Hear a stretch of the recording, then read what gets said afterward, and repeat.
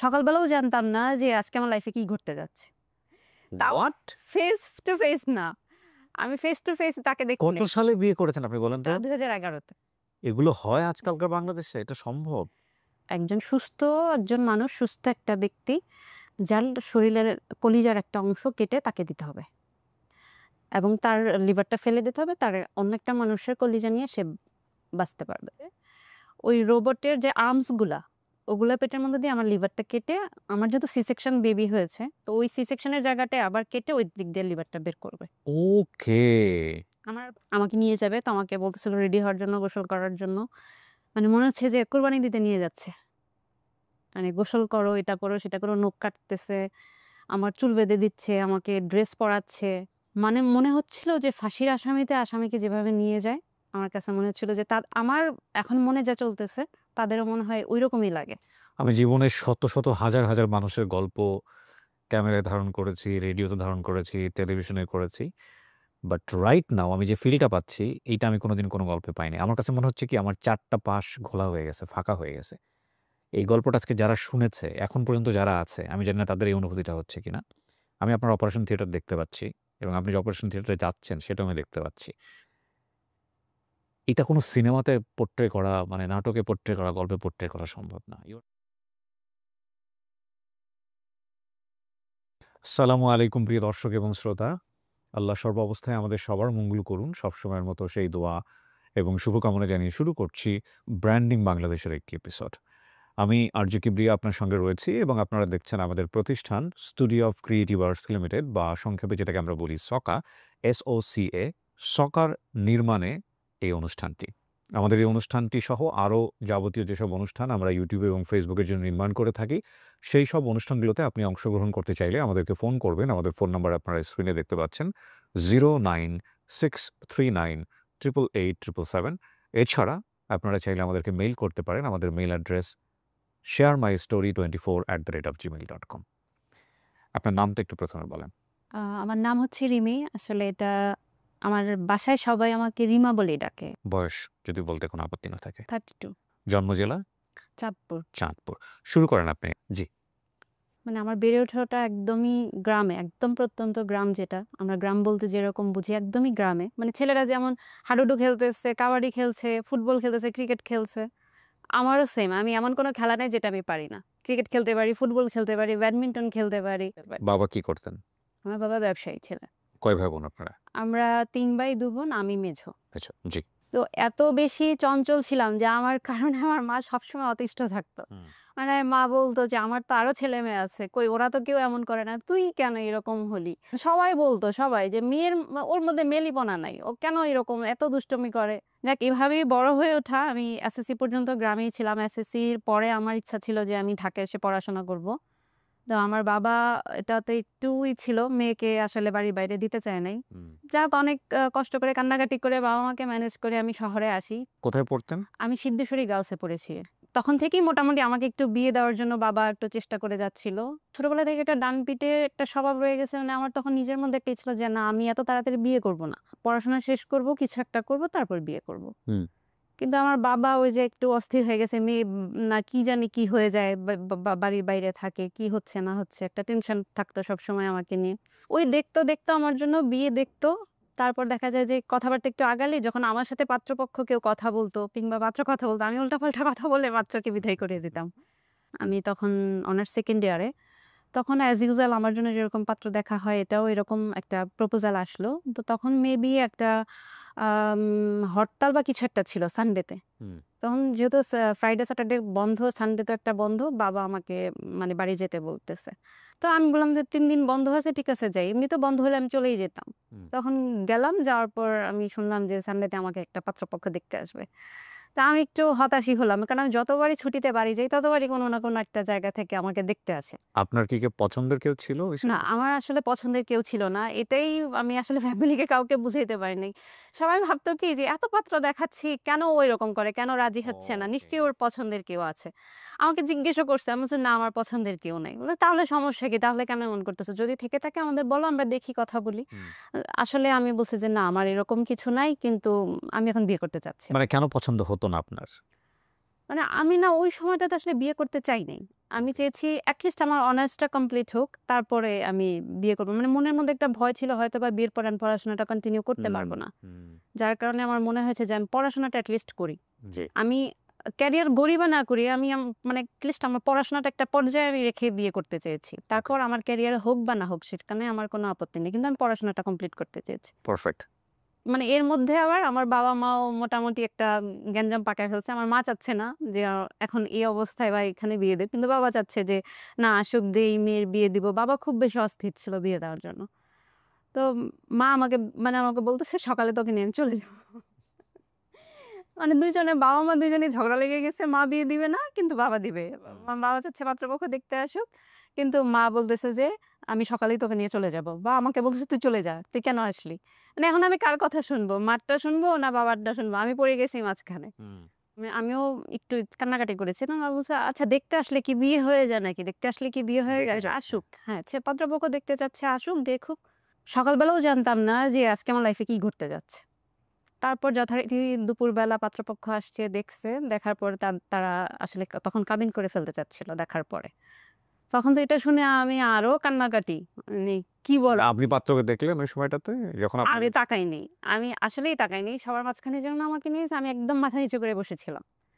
মানে আমি তো কোনো এমনি কৌতূহলই হয় নাই আপনার? না আমি তো এমনি আমার মন খারাপ যে আমাকে দেখতে আসছে এভাবে। আমি তো এই জিনিসটা চাচ্ছিলামই না।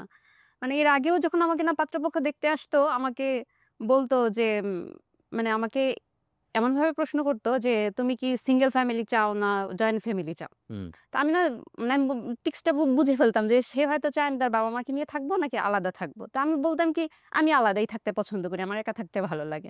তো এটা তো নিশ্চয়ই বিয়ের আগে কোনো ছেলে এটা অ্যাকসেপ্ট করবে না।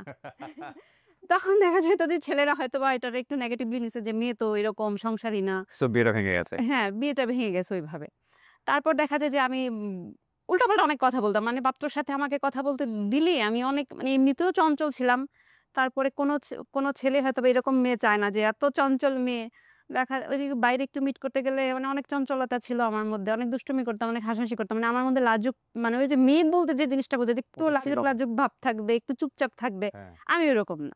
মানে অনেক বেশি কথা বলতাম, করতাম। তখন দেখা যায় যে আমার এই চঞ্চলতার কারণে অনেকে ওই পর্যন্তই চলে গেছে। এরপরে আর কন্টিনিউ করে নাই বা সামনের দিকে কথা আগায় নাই। ঐদিনও ঐরকম। আমি তো একদমই চুপ করে বসেছিলাম। তো আমারও তখন মাথায় টার্গেট যে যেভাবে হোক বিয়েটা আজকে ভেঙে দিতে হবে। পাত্রপক্ষের দুলাভাই যিনি ছিল উনি আমাকে মানে সূরা এটা সেটা জিজ্ঞেস করতেছিল কোরআন থেকে।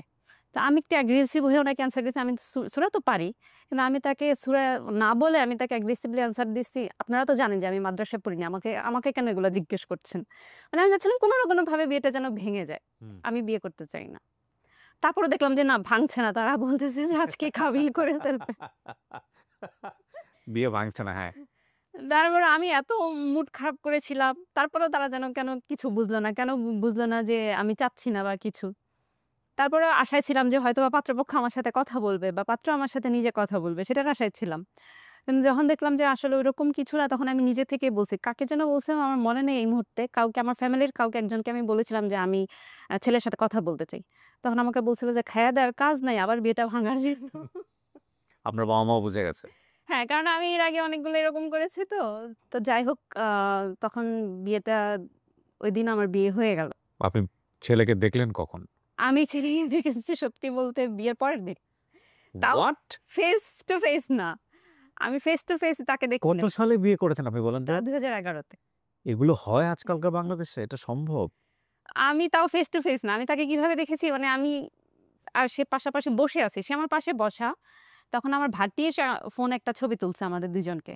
তারপরে যখন আমি উঠে যেয়ে ছবিটা দেখছি তখন আমি মোবাইলে আমাদের ছবি দেখছি তখন। আল্লাহ! মানে এত বেশি সাসপেন্স ছিল। মানে আমি এত বেশি ছিলাম। মানে আমি তার ইভেন দো আমাদের মানে বিয়ের পরে যে আমাদেরকে থাকতে দিছে আমি রাতে উঠে চলে গেছি রুম থেকে। মানে আমি দ্যাট তার তো একটা মানে এক্সপেকটেশন ছিল নিশ্চয়ই যে কেন এরকম করছে? ডেফিনিটলি হয়তোবা ছিল। আপনি কি বলে উঠে চলে গেছেন যে রুম থেকে যে, "থাকো তুমি আমি গেলাম এখান না থেকে।" এরকম কিছু না। আমি কোন কথাই বলি নাই। আমি জাস্ট রুম থেকে বের হয়ে চলে আসছিলাম আমার মার কাছে। বাট উনি জিজ্ঞেস করেননি আপনাকে যে তুমি রাজি ছিলা কিনা? না ঐরকম ও কিছু বলে নাই। ও আসলে বুঝে উঠতে পারে নাই। মানে ও ওকে। বলছে যে, "আমি এর আগে কখনোই কোনো মেয়ে দেখি নাই। আমার এর আগে কখনো পাত্রী দেখা হয় নাই। আমি এটাই ১ম দেখেছি। আসলে কি বলতে হয়, কি করতে হয় আমি সেটাও জানি না।" ওকে, ফাইন। ওরও এরকম মানে ওর কোনো নলেজ বা কোনো কিছু ছিল knowledge না। ছিল না, কিছু ছিল না। ওকে। তারপরে হচ্ছে যে আপনি দেখলেন, পাত্রকে দেখার পর আপনার অনুভূতি কি? আমার তো মানে আমার তখন মাথায় তখনও এটাই ঘুরতেছে যেভাবে হোক বিয়েটা ভেঙে দিতে হবে। তখনও? তখনও। মানে আমি মেনেই নিতে পারতেছি না। কারণ আমি যখন শুনেছি যে আজকে আমার কাবিন, আমি এত কান্না করেছি, এত কান্না করেছি। মানে আমি পারি না, আমার বাসায় যারা মুরুব্বি আছে আমি সবার পায়ে যেয়ে ধরি। ওহো! মানে সবাই আমাকে বুঝাচ্ছে, আমার কাজিনরা বুঝাচ্ছে, সবাই বুঝাচ্ছে। মানে একটা কি আমার বাবা শুনেছে যে ছেলের খোঁজখবর নিয়েছে যে ছেলেটা খুব ভালো। সবাই মানে এটাই সাপোর্ট দিয়েছে যে ছেলে অত্যন্ত ভালো। আপনি যদি বিয়ে এখানে দেন তাহলে শুধু ছেলেটার জন্যই দিতে পারেন। ছেলে খুবই ভালো। ছেলে তখন কি করতো পেশায়? ও একজন ইঞ্জিনিয়ার, তখন জব করত। ওকে। আর আপনি তখন আমি ইন্টারমিডিয়েট তখন পড়ছেন? Honours second year. Honours second ইয়ারে জি। পড়ছেন। ওকে, ফাইন। আমি তো তখন একদিনের ছুটিতে গেছি, আমি সোমবারে আবার ঢাকায় চলে আসবো। আমার তখন মেবি কোনো একটা এক্সাম ছিল। হুম, সোমবার ঢাকায় চলে আসবো। হুম। তখন আমি যথারীতি বিয়ের পরের দিনই আমি চলে আসি। বিকালবেলা না হয় কখন যেন আমি চলে আসি। আর চলে আসি বলতে ওই ছেলেও আমার সাথে আসছে। তখন আমার বোন ছিল ঢাকায়। আমি আমার বোনের বাসায় তখন থাকি। মানে আমার বোন, আমার তখন মানে আমার যে হাসব্যান্ড সে, আমরা তখন একসাথে ঢাকায় চলে আসি। আসার পরে সে তখন থাকতো মিরপুরে। আমি থাকতাম খিলগাঁও এরিয়াতে। সে চলে যায় তার মতো তার বাসায়, আমি চলে যাই আমার বাসায়। মানে আমার বোনের বাসায়। তখনই মনে হয়েছে যে আমি বাঁচলাম। মানে এবার যেভাবেই হোক আর তার সাথে আমি আর দেখা করতে চাই না। তার সাথে যেন আমি আর এই সম্পর্ক কন্টিনিউ করব না।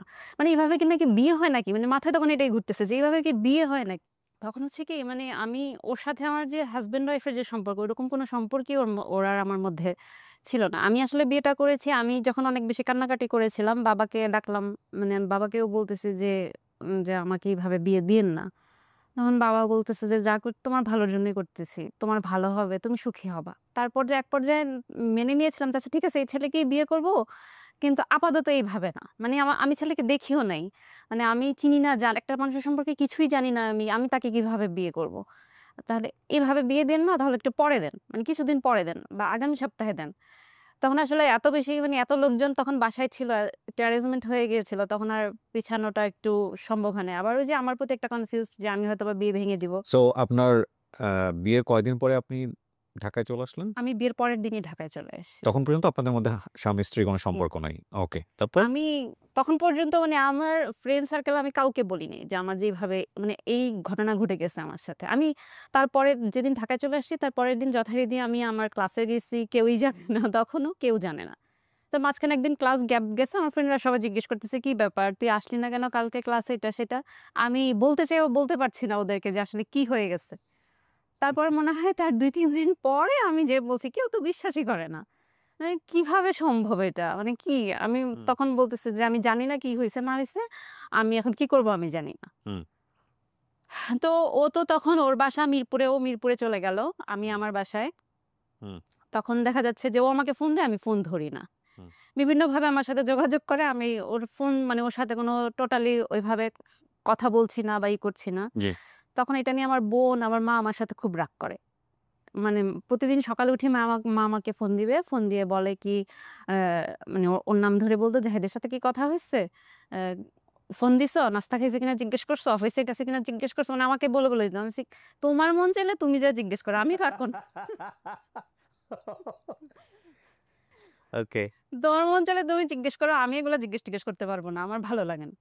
সম্পর্কটা আস্তে, আস্তে মানে তখন দেখা যায় আমার মা ওকে ফোন দিত। ওর খোঁজখবর নিত। এবং ওর যেদিন বন্ধ থাকতো তখন বলতো আমার বোনের বাসায় ওকে আসার জন্য যে, "তোমার তো অফিস বন্ধ কালকে, তাহলে যাও এই বাসায় যাও, গিয়ে ২ দিন বেড়ায় আসো, এখানে থাকো।" আমি আমার মার সাথে রাগারাগি করলাম, "তুমি কেন এখানে আসতে বলছো? তুমি কেন তাকে আসতে বলতেছো?" আমি মানে আমাকে পরবর্তীতে এত বেশি আমি তার সাথে ঝামেলা করছি, যেটা বলার মতো না। তখন আমার মা, আমার বোন তাকে বলল যে, "দেখো, ও তো এরকম পাগলামি করতেছে। আর ও ছোটবেলা থেকে একটু এমন, ও একটু বেশি চঞ্চল, কিন্তু আবার ওর মনটা খুব ভালো।"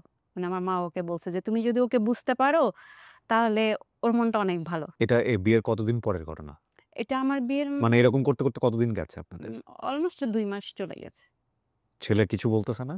না, ও কিছুই বলতেছে না। ছেলে যথেষ্ট ধৈর্যবান। ও কিছুই ডেফিনিটলি। বলতেছে না।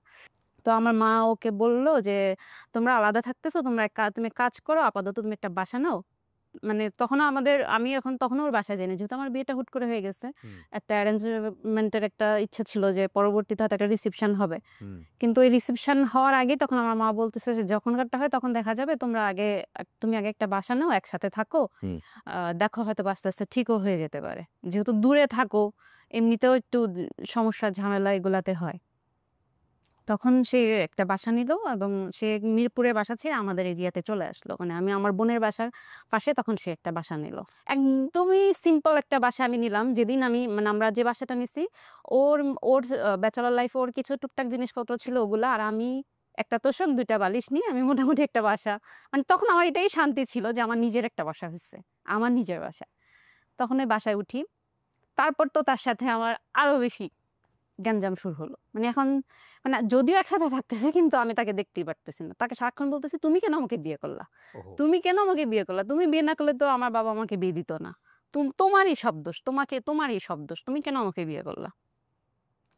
তখন সে আমাকে বলত যে, "দেখো যদি তোমার ভালো না লাগে, তুমি তোমার মতো করে চলে যেতে পারো। আমি কখনোই তোমাকে নিয়ে কোনো বলব না। যদি তুমি আমার দোষ দিয়েই চলে যাও। যে ছেলের সমস্যা বা আমার সাথে মানে যত পারো আমাকে নিয়ে কথা বলো, আমার দোষ দিয়ে চলে যাও। আমি তোমাকে কখনোই ওইটা বলব না যে তোমার দোষ আমি কখনোই দিব না। বা তুমি যে আমাকে ছেড়ে চলে গেছো বা ওইটা আমি কখনোই এই সমাজের কাছে বাট ও কারো ও কাছে ও আমি কি বলব জিজ্ঞেস না।" করতো আপনাকে যে কেন এরকম করছো? রিজনটা কি? হ্যাঁ, ও আমাকে জিজ্ঞেস করত, "তোমার পছন্দের কেউ আছে কিনা?" বা হ্যাঁ। "তুমি কেন এমন করছো?" আমি তখন বলতাম যে, "আমি মানে ছোটবেলা থেকেই তো মানুষের মনে বিয়ে নিয়ে একটা অনেক বেশি ইচ্ছা, একটা স্বপ্ন থাকে। হুম। আমার যেরকম ইচ্ছা ছিল সেটা আমার হয় না। এজন্য আমি এটা মেনে নিতে পারছি না।" মেয়েদের মনে স্বপ্ন থাকে রাজকুমার আর ছেলেদের মনে স্বপ্ন থাকে প্রিন্সেস। বাস্তবতা যে আসলে কি হওয়ার পরে বোঝা যায় যে আসলে আসলে অন্য তখন বয়সটাও আমার খুব একটা ওরকম না। আমি তখন ১৯ বছর বিয়েটাকে ফেয়ারি টেল বানিয়ে ফেলেছে আসলে এই বুর্জোয়া সংস্কৃতি। টু বি অনেস্ট বিয়েটা আসলে এই জিনিসটা না। বিয়েটা ডেফিনিটলি আজকের এই গল্প যারা পুরোটা শুনবেন তারা বুঝতে পারবেন যে বিয়েটা আসলে কি এবং it's a great chapter of life. এটা সম্পর্কে জেনে শুনেই সিদ্ধান্ত নেওয়া উচিত। এটাকে ফেয়ারি টেল এর জায়গা থেকে সিদ্ধান্ত নেওয়া উচিত না। বহুবার বলেছি আমি বহু অনুষ্ঠানে। ডেফিনিটলি। হুম, তারপর? তখন ও আমাকে বলল যে, "তোমার যদি ভালো না লাগে তাহলে তুমি তোমার মতো করে তুমি চলে যেতে পারো। কিন্তু আমি তোমাকে কখনোই ছাড়তে পারব না।" তো আমি আবার ওকে বলতাম, "তুমি ছাড়ো আমাকে। তুই ছাড়বি। তুই কেন ছাড়বি না? তুই ছাড়। আমি ছাড়ব।" তুমি জেগে তুই না মানে কোথায়? রাগ উঠলে এরকমই করতাম যে, "আমি যদি ছেড়ে দেই আমার বাবা-মা আমাকে জায়গা দিবে না। তুই ছাড়তে হবে। তুই আমাকে ছেড়ে দে তাহলে আমি বাঁচি। তুই আমাকে ছেড়ে দে।" তখন "আমি এই কাজটা কখনোই করতে পারব না। আমি তোমাকে কখনোই ছাড়তে পারব না। তোমার যদি ভালো না লাগে তুমি চলে যাও। আমার যত দোষ আছে সব বলো। এগুলা বলে তুমি চলে যাও।" কিন্তু আবার তখন আমার মাথায় কাজ করত, আচ্ছা আমি যদি ছেড়ে চলে যাই আমার বাবা-মা তো আমাকে জায়গা দিবে না। আমি যাবো কোথায়? বাসায় কি রান্না-বাড়া করতেন ওই সময়টাতে? না আমি তখন রান্না-বাড়া খুব একটা আমি পারি না। তাহলেও তাহলে এমনি আমার বোনের বাসা কাছে ছিল। আমার বোন রান্না করে, করে বক্সে করে পাঠায় দিত। বাট আপনার ফ্যামিলি ইনফর্ম ছিল যে আপনাদের সংসার এরকম চলতেছে, এভাবে ঝামেলা চলতেছে? ওর ফ্যামিলিতে স্টিল হয়তো আজকে আমার ভিডিও দেখলে হয়তো জানতে পারবে। এখন পর্যন্ত কেউ জানে না ওর সাথে যে আমার একটা ইনিশিয়ালি কি ছিল? জি? ইনিশিয়ালি এগুলা ছিল তখন না পর্যন্ত কেউ জানেন? জানে না ওগুলা, কেউ কেউ জানে জানে না। না। আর আপনার ফ্যামিলিতে? আমার ফ্যামিলি ওকে, আমার ফাইন। বাবা-মা, ভাই-বোন সবাই জানে। কারণ বাট আমি উনাদের যেরকম কাছ থেকে ফিল হয় না যে বিয়ে দিয়ে বিপদেই পড়লাম কিনা আপনার বাবা-মারে? হ্যাঁ। এরকম তো অনেক মানে গিল্টি ফিল করছে তারা যে কি করলাম, কি করলাম, কি করলাম? মানে একদমই মন বসতেছে না মেয়েটার এতদিন হয়ে গেল এখনো এরকম করতেছে। হ্যাঁ, বাবা মাঝে, মাঝে রাগ হইতো। অনেক রাগ হইতো। মানে আমার সাথে রাগ হইতো। আবার আমিও বাবার সাথে রাগ হইতাম। তুমি তো আমাকে বিয়ে দিছো। কেন দিলা এভাবে? আমিও বাবার সাথে রাগ করে অনেকদিন কথা বলি নাই। তখন যখন এক পর্যায়ে এরকম চিন্তা আবার তার প্রতি আমার মায়াও লাগতো। দেখতাম যখন তার সাথে আমার ঝগড়াঝাটি হয় বা কিছু সে চুপচাপ বসে, বসে কান্না করত। মানে আমি যখন বলতাম আমি চলে যাব, থাকব না। সে চোখের পানি ফেলতো। তখন এটা দেখলে আবার খুব মায়া লেগে যেত। ওকে। তারপর মা আমাকে একদিন বলল যে, "এখনো এরকম করতেছো? আর কি করব? অনেক তো চেষ্টা করলাম, অনেক বুঝাইলাম। আল্লাহর কাছে দোয়াও করলাম। কোনটাই যেহেতু কিছু হচ্ছে না, তুমি করবাই না তাহলে তো আর কিছু করার নাই। তুমি চলে আসো। কিন্তু এটা মাথায় রাইখো তোমার বয়স কম, তোমাকে হয়তোবা আমরা আবার বিয়ে দিব। কিন্তু সেখানে যদি মানে আমি মানলাম জাহিদ খারাপ। সে অনেক খারাপ। ইভেন ভাইয়া বিশ্বাস করবেন না আমি তার নামে বানায়, বানায় এত খারাপ কথা বলতাম, নেগেটিভ কথা বলতাম যে ও এরকম করে, ও এরকম করে, ও ভালো না, হেন না, তেন না। মানে ওকে যতভাবে নেগেটিভলি আমার বাসায় উপস্থাপন করা যায় আমি সেটাই করতাম। ওকে। শুধুমাত্র বিয়েটা ভাঙার জন্য। শুধুমাত্র তার সাথে আমি থাকব না এইজন্য। তারপর আ মা আমাকে বলল যে, "ঠিক আছে তুমি চলে আসো। কিন্তু তুমি এটা মাথায় রেখো যে তোমাকে আমরা আবার বিয়ে দিব। কিন্তু সেটা যদি জাহিদের থেকেও খারাপ হয় তখন কি করবা?" তখন মানুষ তোমাকে খারাপ বলবে। তোমার আর কোনো উপায় থাকবে না। আর সুখ দেয়ার মালিক আল্লাহ। তুমি যদি একটা মানুষের এরকম কষ্ট দাও মনের মধ্যে, আল্লাহ কখনোই তোমাকে সুখ দিবে না। তুমি সুখে থাকতে পারবে না। তখন এই কথাগুলো মাথায় ঘুরতো। আবার সেও মন খারাপ করতো। তার দিকে তাকালেও মায়া লাগতো। যে আসলেই তো আমি যদি এটা করি আল্লাহ তো মনে হয় না আমাকে ক্ষমা করবে। আমি যদি পরবর্তীতে লাইফটাতে আমার আরো বেশি কষ্ট হয় তখন আমি কি করব? আমার যদি সেই লাইফটা আরো বেশি খারাপ যায় তখন আমি কি করব? এরকম করতে, করতে আমাদের সংসারটার বয়স হচ্ছে সামনের দিকে আগাচ্ছে। তারপর আস্তে, আস্তে মনে হয় একটু বুঝতে শিখলাম। আস্তে, আস্তে একটু বুঝতেছি। তখন আমার মনে হলো যে আসলে উম আমি তখন মানে মনে হলো যে আমার বেবি নেওয়া উচিত। অলমোস্ট আমাদের ২ বছর হয়ে গেছে। ২ বছর এভাবেই চলেছে? ২ বছর এভাবেই চলেছে। তখন আমিই চাচ্ছিলাম কিন্তু আমার হাসব্যান্ড বলল, "তুমি তো নিজেই এখনো বাচ্চাদের মতো করো। তুমি তো নিজেই আপনি বেবি নেওয়ার সিদ্ধান্ত নিলেন কেন হঠাৎ করে? মানে আমি চাচ্ছিলাম যে আমি সংসারটা করি আসলে। ও এক পর্যায়ে আপনি ডিসিশন হ্যাঁ, নিয়েছেন সংসারটা করবেন। হ্যাঁ, সংসারটা করি যেহেতু আমার মন বসছে না, তাহলে হয়তোবা বেবি নিলে হয়তোবা আমি ঠিকও হয়ে যাব। হয়তো আমার সংসারের প্রতি একটা টান আসবে। ততক্ষণ পর্যন্ত জাহিদের প্রতি মানে আপনার হাসব্যান্ডের প্রতি কোন ধরনের কোন সফট কর্নার, মায়া, প্রেম এগুলো মায়া কিছু? লাগতো কিন্তু কেমন যেন লাগতো। কখনো মায়া লাগতো খুব, আবার কখনো মনে হতো না ছেড়ে চলেই যাব, ওই সংসার করব না। ওকে, এরকম একটা ওকে। ছিল। তারপরে আবার একটা সময় মনে হলো যে না, যেহেতু বাবা-মা বিয়ে দিয়েছে, আমার বাবাও মানে আমাদের এলাকায় একটু সম্মানী মানুষ, তাকে সবাই চিনে। হুম। আমি যদি এই কাজটা করি আমার বাবা-মা অনেক কষ্ট পাবে। আমার বাবা-মা অনেকের কথা শুনবে, মানুষের কথা শুনবে। আমার মনে হয় না এই কাজটা করলে এটা ভালো কিছু হবে। আর ওই যে মা বলছে যে, "সুখ দেয়ার মালিক আল্লাহ। তুমি যদি পরবর্তীতে তোমাকে আমরা বিয়ে দিব, ওইটা যদি এর থেকেও খারাপ হয় তখন কি করবা?" ওই কথাটাই মাথায় একটু বেশি ঘুরতো যে আসলেই তো যদি আমার লাইফটা আরো বেশি ক্রিটিক্যাল হয়ে যায়। এখানে তো আমার কোনো সমস্যা নাই। সমস্যা আমি নিজে। আর তো কোনো সমস্যা নাই। তাহলে আমি এটা অ্যাডজাস্ট করার চেষ্টা করি। জাহিদের পক্ষ থেকে কি কোন ট্রাই ছিল? যেহেতু আম লাইক ওর প্রতি আপনার একটা সফট কর্নার তৈরি করার জন্যে বা প্রেম তৈরি করার জন্যে, ভালোবাসা আনার জন্যে ও কোন ধরনের কোন চেষ্টা করত? যেটা হ্যাঁ, ও চেষ্টা এক্সট্রা এফোর্ট দেওয়া যেটাকে ও বলে? চেষ্টা করেছে আমাকে মানে ওর জায়গা থেকে অনেক চেষ্টা করেছে। আমাকে ছোটখাটো গিফট দিত। ইভেন দো আমাকে এটাও বলছে, তুমি আমাকে ভালোবাসার দরকার নাই।" মানে আমি সারাক্ষণ দেখা যায় ওর সাথে ভালো কথাও না আমি খুব অ্যাগ্রেসিভলি বলতাম। আচ্ছা। তো আমাকে বলতো, "আমাকে ভালোবাসার দরকার নেই। তুমি জাস্ট আমার সাথে একটু ভালো করে কথা বলো।" মানে ও আপনি যখন ওর সাথে খারাপ ব্যবহার করতেন, ও কোন খারাপ ব্যবহার করত না? ও না, রিপ্লাই ও দিত না? কখনোই আমার সাথে কোনো খারাপ আচরণ করেনি। কখনোই না। এটাই তো সবচেয়ে বড় গিফট। এই জিনিসটার জন্যই আমার মনে হয়েছে যে আসলেই সে একজন ভালো মানুষ। আসলেই সে একজন জেনুইন মানুষ। আমরা যখন কারো সাথে খারাপ আচরণ করি, আমরা কিন্তু জানি যে আমরা খারাপ আচরণ করছি। This is a very important point because we are not baby. So অপর পক্ষ থেকে রিঅ্যাকশন কি আসবে ওটাও আমাদের হিসাবের মধ্যে থাকে। কিন্তু রিঅ্যাকশন না আসলে তখন কিন্তু আমাদের ব্রেইনের সিগন্যালটা অন্যরকম হয়ে যায়। সে ইভেন চুপচাপ দো হজম তার করছে। ফ্যামিলিতেও সে কখনো কাউকে কিছু বলেনি। বলেনি।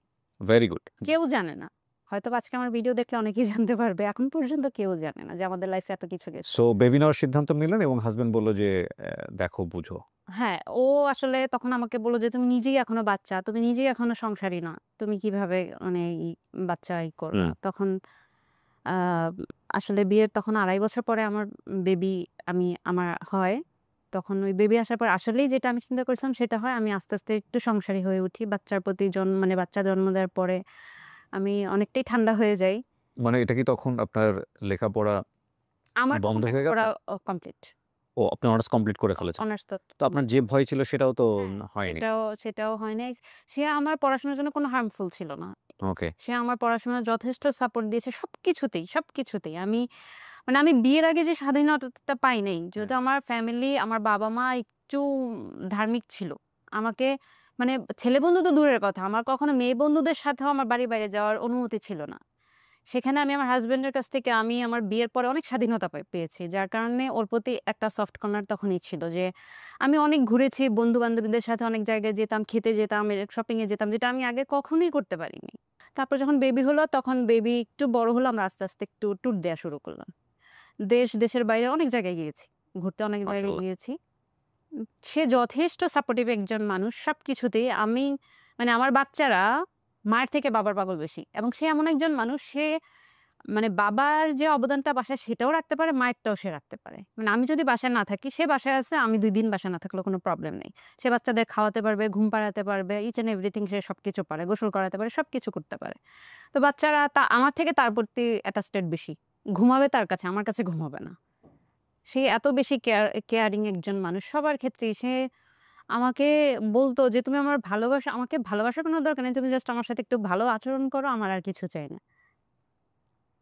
আমার বেবি বড়টা যখন ১০ বছর, তখন আমি বললাম যে দেখো আমার মানে আমাদেরও ইচ্ছা ছিল না, প্ল্যান ছিল না সেকেন্ড বেবির। তখন একদিন কেন জানি আমি কোথা থেকে একজনকে কথা বলতে শুনেছি যে একটা বাচ্চা হলে কি হয় যে পরবর্তীতে বাবা-মা তো সারা জীবন বেঁচে থাকে না। বাবা-মা না থাকলে এই বাচ্চাটা একদম এক্সাক্টলি। এতিম হয়ে যায়। মানে ওর আপন বলে কেউ থাকে না। তখন এই কথাটা আমার মাথায় খুব লাগলো যে আসলেই তো সত্যি। আমি ওইভাবে কখনো চিন্তা করিনি যে আসলেই তো আমার বাচ্চাটা একা হয়ে যাবে যখন আমি থাকবো না। ওর তো কেউ নাই। ওর আপন বলে তো কেউ নাই। তখন আমি তাকে বললাম যে, "এই জিনিসটা না আমার খুব খারাপ লাগতেছে। আমি আরেকটা বেবি চাই।" তখন আমাকে বলল কি আমি আবার আমার ফার্স্ট বেবি যখন হয় তখন আমি অনেক বেশি সিক ছিলাম সবকিছুতেই। আমি মানে একদমই খাওয়া-দাওয়া করতে পারতাম না। অনেক বেশি সমস্যা। আর যেহেতু আমাদের একার সংসার, মানে আমাদের বাসায় হাসব্যান্ড ওয়াইফ ছাড়া আমরা কেউ নেই। আমাদের একটু দেখাশোনা, বাচ্চা সামলানো একটু কষ্ট হয়ে যায়। তখন সে আমাকে বলছে যে বলতো যে, "তোমার অনেক কষ্ট হবে। আমি মানে চোখে দেখতে পারব না। তোমার এই কষ্টগুলো আমার সহ্য হয় না।" তখন আমি তাকে কনভিন্স করলাম যে ১ম বারটা নাকি এরকমই হয়। সেকেন্ড বেবি হলে এরকম হয় না। সেকেন্ড বেবি হলে একটু ইজি থাকে ব্যাপারগুলা। আমার সমস্যা হবে না।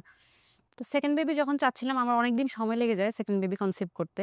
তা আমরা হচ্ছে বেড়াতে যাব মালয়েশিয়াতে। তখন আমি যেদিন আমার ফ্লাইট সন্ধ্যা ৭ টায় আমার ফ্লাইট। আমি সেদিন সকালবেলা জানতে পারলাম যে আমি কনসিভ করেছি। ওকে। কিন্তু আমার তখন মাথায় ঘুরাচ্ছিল যে আমি কি করব? আমার ৭ টার সময় ফ্লাইট। আমি কি করব? আমি যদি এই বিষয়টা আমার হাসব্যান্ডকে বলি ও সব ক্যানসেল করে দিবে এখন। কিন্তু আমি চাচ্ছি না যে এটা রিস্কি ক্যানসেল পিরিয়ড হোক। ওই সময়টাতে হ্যাঁ, ইনিশিয়ালি, হ্যাঁ। কিন্তু আমি চাচ্ছি না যে ট্যুরটা ক্যানসেল হোক। যেহেতু আমাদের সবকিছু বুক করা হয়ে গেছে, হয়ে গেছে। অনেক বড় লস হয়ে যাবে। তারপর লসের থেকে বড় চিন্তা করেছি যে আমার ঘোরাটা মিস হয়ে যাবে। আবার বেবি কনসিভ করলে বেবি হতে আবার সবকিছু ঠিক হতে তো মিনিমাম ২ বছর লেগে যাবে। আবার কবে যাব? এতদিন মানে আমি তাকে বলতে চাই আবার বলতে পারছি না। না আমি জানি এখন যদি বলি সে একদমই সব ক্যানসেল করে দিবে। তখন আমি মেডিসিন-টেডিসিন কিনে মোটামুটি একটু প্রিপারেশন নিয়ে রাখছি। তো আমি যেহেতু জানি যে এর আগেও ফ্লাই করেছি, প্লেনে উঠলে কথা বলা যায় না। যেহেতু কানে একটা অনেক বেশি সাউন্ড লাগে, কথা বলতে গেলে কিন্তু কানে খুব বাজে প্লেনের আওয়াজের ভিতরে কিন্তু প্লেনের ভিতরে কথা বলতে খুব কষ্ট লাগে। আমি জানি না অন্যদের হয় কিনা কিন্তু আমার হয়। আমি কথা বলতে গেলে আমার কান বন্ধ হয়ে যায় প্লেনের মধ্যে। তা আমি তাকে কি বলবো এটা আমি মেসেজ করেছিলাম ফোনে। মানে একটা লেখা লিখে রেখেছিলাম। যেহেতু আমি কনসিভ করছি ওই নিউজটা তাকে আমি কিভাবে দিব? তো আমি চিন্তা করে তাকে মানে আমি যখন বাংলাদেশ ক্রস করে চলে যাব তখন তাকে আমি এটা বলব যে আমি কনসিভ করেছি। তখন তো আর সে ক্যানসেল করতে পারবে না। এর আগে যদি বলি তাহলে সে ক্যানসেল করে দিবে। তো যখন না মোটামুটি আমি ২৫-৩০ মিনিট ফ্লাই করেছি ৩০,০০০ ফিট উপরে। তখন আমি তাকে আমার ফোন বের করে মেসেজটা দেখাই। আমি বলছি, "এটা পড়ো।" তখন সে পড়ে এরকম আমার দিকে তাকায় আছে। মানে কি? তুমি কি করছো এটা? মানে সে খুশি হওয়ার থেকে মানে অবাক সে হয়ে গেছে। ভয় পেয়ে গেছে, অবাক হয়ে গেছে। মানে তুমি কি করছো এটা? তুমি আমাকে এতক্ষণ কেন বললা না? আমি বলছি, বললে কি করতা? ক্যানসেল করতাম। আমি বলছি, এজন্যই বলিনি। মানে আমি তুমি কি পাগল হয়ে গেছো? তুমি এই মানে সে আমাকে মানে সে কি বলবে বুঝে উঠতে পারতেছে না। যে তুমি স্বাভাবিক। কাজটা একটুও ভালো করো নাই। আমাকে বারবার শুধু বলতেছে কাজটা একটুও ভালো করো নাই। এটা অনেক বড় রিস্কি হয়ে যাবে। অজানা একটা দেশে যদি তোমার একটা প্রবলেম হয় আমি তখন কোথায় যাব? কি করব? আমি বলছি, "কিচ্ছু হবে না। চলো, কিছুই হবে না। আমি ঠিক আছি, কিছু হবে না।" তখন যাক এভাবে বলে আসলেই আল্লাহর রহমত ছিল কিছু হয় না। আমরা ভালোভাবে ১৫ দিন ঘুরে-টুরে তারপর দেশে আসি। আসার পরে তার কিছুদিন পর থেকে আস্তে আমার হাসব্যান্ড একটু অসুস্থতা ফিল করে। মানে ওর শারীরিক একটু দুর্বলতা অসুস্থতা ফিল করার কথা আপনার ফিল করতেছে আপনার হ্যাঁ, হাসব্যান্ড। এক্সাক্টলি ও আমাকে এই কথাটাই বলল যে, "প্রেগন্যান্ট তুমি কিন্তু মনে হচ্ছে যেন আমি।" ওকে। মানে যেহেতু আমি কনসিভ করি, আমার আস্তে বেবি বড় হচ্ছে, আমার আমার পেট বড় আপনার হচ্ছে ফার্স্ট বেবির সাথে সেকেন্ড বেবির গ্যাপ কত? ১০ বছর। ও ওকে, তখন মানে পেট বড় হবে আমার, কিন্তু পেট বড় হয়ে যাচ্ছে ওর। ওকে। মানে ও আমাকে এটা বলতেছে যে, "কি ব্যাপার?" মানে দুষ্টুমি করতেছে আমার সাথে যে, "প্রেগন্যান্ট তুমি কিন্তু মনে হচ্ছে যেন আমি।" মানে ও ভাবতেছে যে ওর হয়তোবা বুড়ি বেড়ে যাচ্ছে। হুট আমাকে করেই। বলতেছে হ্যাঁ, আমাকে বলতেছে, "তুমি আমাকে খাবার-দাবার কমায় দিবা তো? ইদানিং খুব অস্বস্তি লাগে, হাঁসফাঁস লাগে, কেমন যেন লাগে, ভালো লাগে না। আমি মনে হয় একটু বেশি খাওয়া-দাওয়া করতেছি।" তখন তো আমি আমার নিজের দিকেই করে কুল পাই না। আমার নিজেরই শরীর ভালো লাগে না। আমি আর তার দিকে অত কেয়ার করি নাই। সে দেখা যায় সে তখন অফিসটাও খুব একটা বেশি সাপোর্ট দিতে পারছে না। সে অনেক বেশি উইক হয়ে যাচ্ছে। তার খুব খারাপ লাগে। সে দুর্বলতা ফিল করতেছে। আর প্রায় সময় হুটহাট জ্বর আসতেছে। ওকে। তো আমিও না তখন ওইভাবে আসলে কেয়ার করিনি যে হয়তোবা সিজন চেঞ্জ হচ্ছে বা এটা সেটা নানানভাবে আমি তখন নিজের প্রতি কারণ আমি তখন প্রেগন্যান্ট। আমি ওর প্রতি ওইভাবে খেয়াল করতে পারিনি। তারপরে কি হয় আ কদরের রাত রমজান মাসে আমি খেয়াল করলাম যে তার পাটা একটু ফুলা লাগছে আমার কাছে। এতদিন সে বলতেছে যে তার পেট ফুলা লাগতেছে, লাগতেছে। তো আমি দেখলাম যে তার পা ফুলা লাগতেছে আমার কাছে। তো আমি ওর পায়ের মধ্যে একটু চাপ দিলাম, দেখলাম আমার আঙ্গুল চলে যাচ্ছে মানে দেবে যাচ্ছে। যেটা প্রেগন্যান্ট মহিলাদের ক্ষেত্রে হয়। পায়ে পানি পায়ে পানি চলে আসে। চলে আসে। আমি বললাম, "কি ব্যাপার? যেটা আমার হওয়ার কথা সেটা তোমার কেন হচ্ছে?" তখন আমাকে বলতেছে যে জানি না ইফতারের পরে পা ঝুলায় যে শুয়েছিলাম মনে হয় ওই কারণে এরকম কিছু। এটা কেমন কথা? মানে পা ঝুলায় শুয়ে থাকলে পায়ের মধ্যে এরকম পানি চলে আসবে? তো আমিও আর ওইটাকে সিরিয়াসলি নিইনি। যে তার পরের দিন আমরা গ্রামে চলে যাই ঈদের জন্য। ঈদ করতে গ্রামে চলে যাই। গ্রামে যাওয়ার পরে আমার মা, আমার ভাই ওরা মানে ওকে দেখেই একটু সন্দেহ করতেছে, "কি ব্যাপার? ও এরকম শুকায় গেছে কেন?" আমি বলছি, "রোজা রাখতেছে তো শুকাবেই।" এ বলছে, "না, এরকম তো আগে কখনো হয়নি। একদম গাল-টাল ভেঙে যাচ্ছে, শরীর পুরা ভেঙে যাচ্ছে। কেমন যেন দেখা যাচ্ছে। আবার ওর পাটা ফুলে আছে।" আমার মা আমার সাথে রাগ করতেছে, "তুমি এই অবস্থায় কেন আসলা বাড়িতে? এই অবস্থায় কেন আসলা? ওকে ডাক্তার না দেখায় কেন তুমি বাড়িতে আসলা?" তো আমিও আসলে তখন তাদের সবার এত সিরিয়াসনেস দেখে আমি একটু টেনশনে পড়ে গেলাম যে আসলে সামথিং রং। মানে কিছু একটা মনে হয় হচ্ছে। না হলে সবাই এত বেশি সিরিয়াস হচ্ছে। আর সে আমার মানে এর মাঝখানে একটা কথা বলি, আমার বাসায় আমার থেকে সবার পছন্দের ছিল সে। মানে কোন একটা কিছু নিয়ে বললে আমাকে বলতো কি, "হ্যাঁ, হইছে আমরা জানি তুমি কেমন।" কখনোই আমার কমপ্লেইন তারা শুনে নাই। তারা এত বেশি তাকে পছন্দ করত সবাই। তারপর আমি আমার বাড়িতে ছিলাম, ও ওদের বাড়িতে চলে গেল ঈদের আগের দিন। আম তখন ওদের বাড়ি থেকেও আমার ফোন আসলো। মানে আমার যা আমাকে ফোন দিচ্ছে যে, "জাহিদের এই অবস্থা, তুমি ডাক্তার না দেখায় কেন আসলা?" তখন আমি জানি না যে ওর যে বাড়িতে যে আরো বেশি অবস্থা খারাপ হয়ে গেছে। হুম, হুম, হুম। ওর তখন লুজ মোশন শুরু হয়ে গেছে এবং সে বিছানায় পড়া ওহো! এবং শরীর আরো বেশি ফুলে যাচ্ছে সবকিছুতে। তখন আমাকে ভাবি বলতেছে যে, "এই অবস্থা, তুমি ডাক্তার না দেখায় কেন আসলা?" তা আমি বলতেছি, "ভাবি আমি তো এরকম কিছু বুঝি নাই। আচ্ছা দেখি তোরে ঈদ শেষ হলে তাহলে তাড়াতাড়ি চলে যাব ঢাকায়।"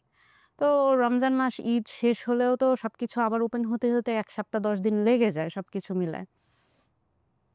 তখন আমরা ঢাকায় আসলাম। ঈদের কিছুদিন পরে আসার পরে আ ওরই পরিচিত একজন ডাক্তার আছে। উনি হচ্ছে মেডিসিনের ডাক্তার। ওর কাছে গেল। উনার কাছে গেল। উনি ওকে দেখে হয়তোবা বুঝে ফেলছে মানে কি হতে পারে। তো উনি ওরে কিডনি আর লিভারের কিছু টেস্ট দিল। তো দেখা গেল যে ওর কিডনি টেস্ট গুলা সব ভালো আছে। অনেকগুলোই টেস্ট দিছে। তো আমার সবগুলোই ভালো ছিল। কিন্তু লিভারের যেই টেস্টটা ওটা তখন উনি বলে নাই। উনি ওকে বলছে যে, তুমি পিজিতে হেপাটোলজিস্ট ডিপার্টমেন্টে তুমি এই ডাক্তার দেখাও।" ডাক্তার সাজেস্ট করে দিল যে এই ডাক্তারের কাছে যাও। তো পিজিতে অনেকদিনই আসলো, টেস্ট করলো। অনেকদিন লেগে গেছে ওর রোগটা ফাইন্ড আউট করতে। অনেক টেস্ট ছিল। ডিএনএ টেস্ট, মানে লিভারের অনেক ফাংশন, অনেক কিছু টেস্ট করতে এগুলার রেজাল্ট আসতে অনেকদিন লেগে গেছে। ১০-১৫ দিন পরে আমরা জানলাম যে আসলে ওর লিভারে প্রবলেম হয়েছে, যেটা লিভার সিরোসিস এবং যেটা হয়েছে ওর হেপাটাইটিস বি ভাইরাস থেকে। এবং এটা বলা চলে এটা ওদের ফ্যামিলিগতই। মানে তখন তো মানে মাথায় আকাশ ভেঙে পড়াটা কি জিনিস যেটা ছোটবেলা থেকে শুনে আসছি ওইভাবে ফিল করিনি। তখন আসলে আমার মাথায় আকাশটাই ভেঙে পড়েছিল। তখন ওর বয়স কত? যখন এটা ধরা পড়ল? আমার হাসব্যান্ডের হ্যাঁ, ওই সময়টাতে? 40। ৪০ এ গিয়ে এটা ধরা জি। পড়েছে। ওকে, তারপর? তখন আমার মাথায় আসলে আকাশটাই ভেঙে পড়ল। কারণ আমি তখন প্রেগন্যান্ট 6 মান্থ। খুব স্বাভাবিক। আম আর ও আরো বেশি ভেঙে পড়ার কারণ হচ্ছে ওরই এক বড় বোন এক্সপায়ার্ড করেছে সেম কেস। ওহো! Same case. এবং ওই আপা উনি আমার বিয়ের আগেই মারা গেছে। উনি হচ্ছে ১ মাস সারভাইভ করেছে ও রোগ ফাইন্ড আউট করার পরে। ১ মাসের মধ্যে উনি এক্সপায়ার্ড হয়ে গেছে। যার কারণে আসলে আমার মাথায় তখন আকাশটাই ভেঙে পড়ছিল। আমি ঠিকমতো ঘুম নাই, কিছু নাই এবং ওকে আমি কখনো বুঝতে দিতাম না যে আমি যে এত বেশি চিন্তা করছি বা এত কিছু করছি। এবং সারাটা রাত আমি নানান জায়গায় শুধু ঘাটাঘাটি করতাম। যে এই রোগটা কেন হয়? এটার ট্রিটমেন্ট কি? এটা কি হচ্ছে? বিভিন্ন জায়গায় আর্টিকেলস অনেক কিছু অনেক পড়াশোনা করেছি আমি এটা নিয়ে। মানে আমি তাকে দেখতেও দিতাম না। সে ঘুমাচ্ছে আমি প্রেগন্যান্ট অবস্থায় সারারাত বসে এগুলো নিয়ে ঘাটাঘাটি করছি। যে আসলে এটার ট্রিটমেন্ট কি? আমি যদিও তখন পর্যন্ত জানি এটার আসলে তেমন কোনো ট্রিটমেন্ট নাই। কত সালের গল্প এটা? এইটা ২০২৩। মাত্র ২ বছর আগের। হুম। তখনও আমি জানি যে এটার কোনো ট্রিটমেন্ট ওই অর্থে নাই। হুম। এবং সেটা আমাদের বাংলাদেশে আসলেই নাই। আমাদের দেশে এখন পর্যন্ত লিভারের মানে ফাইনাল কোনো ট্রিটমেন্ট নাই না। শুধু মেডিসিনের উপরেই আমাদের দেশে চলে এখন পর্যন্ত। হুম।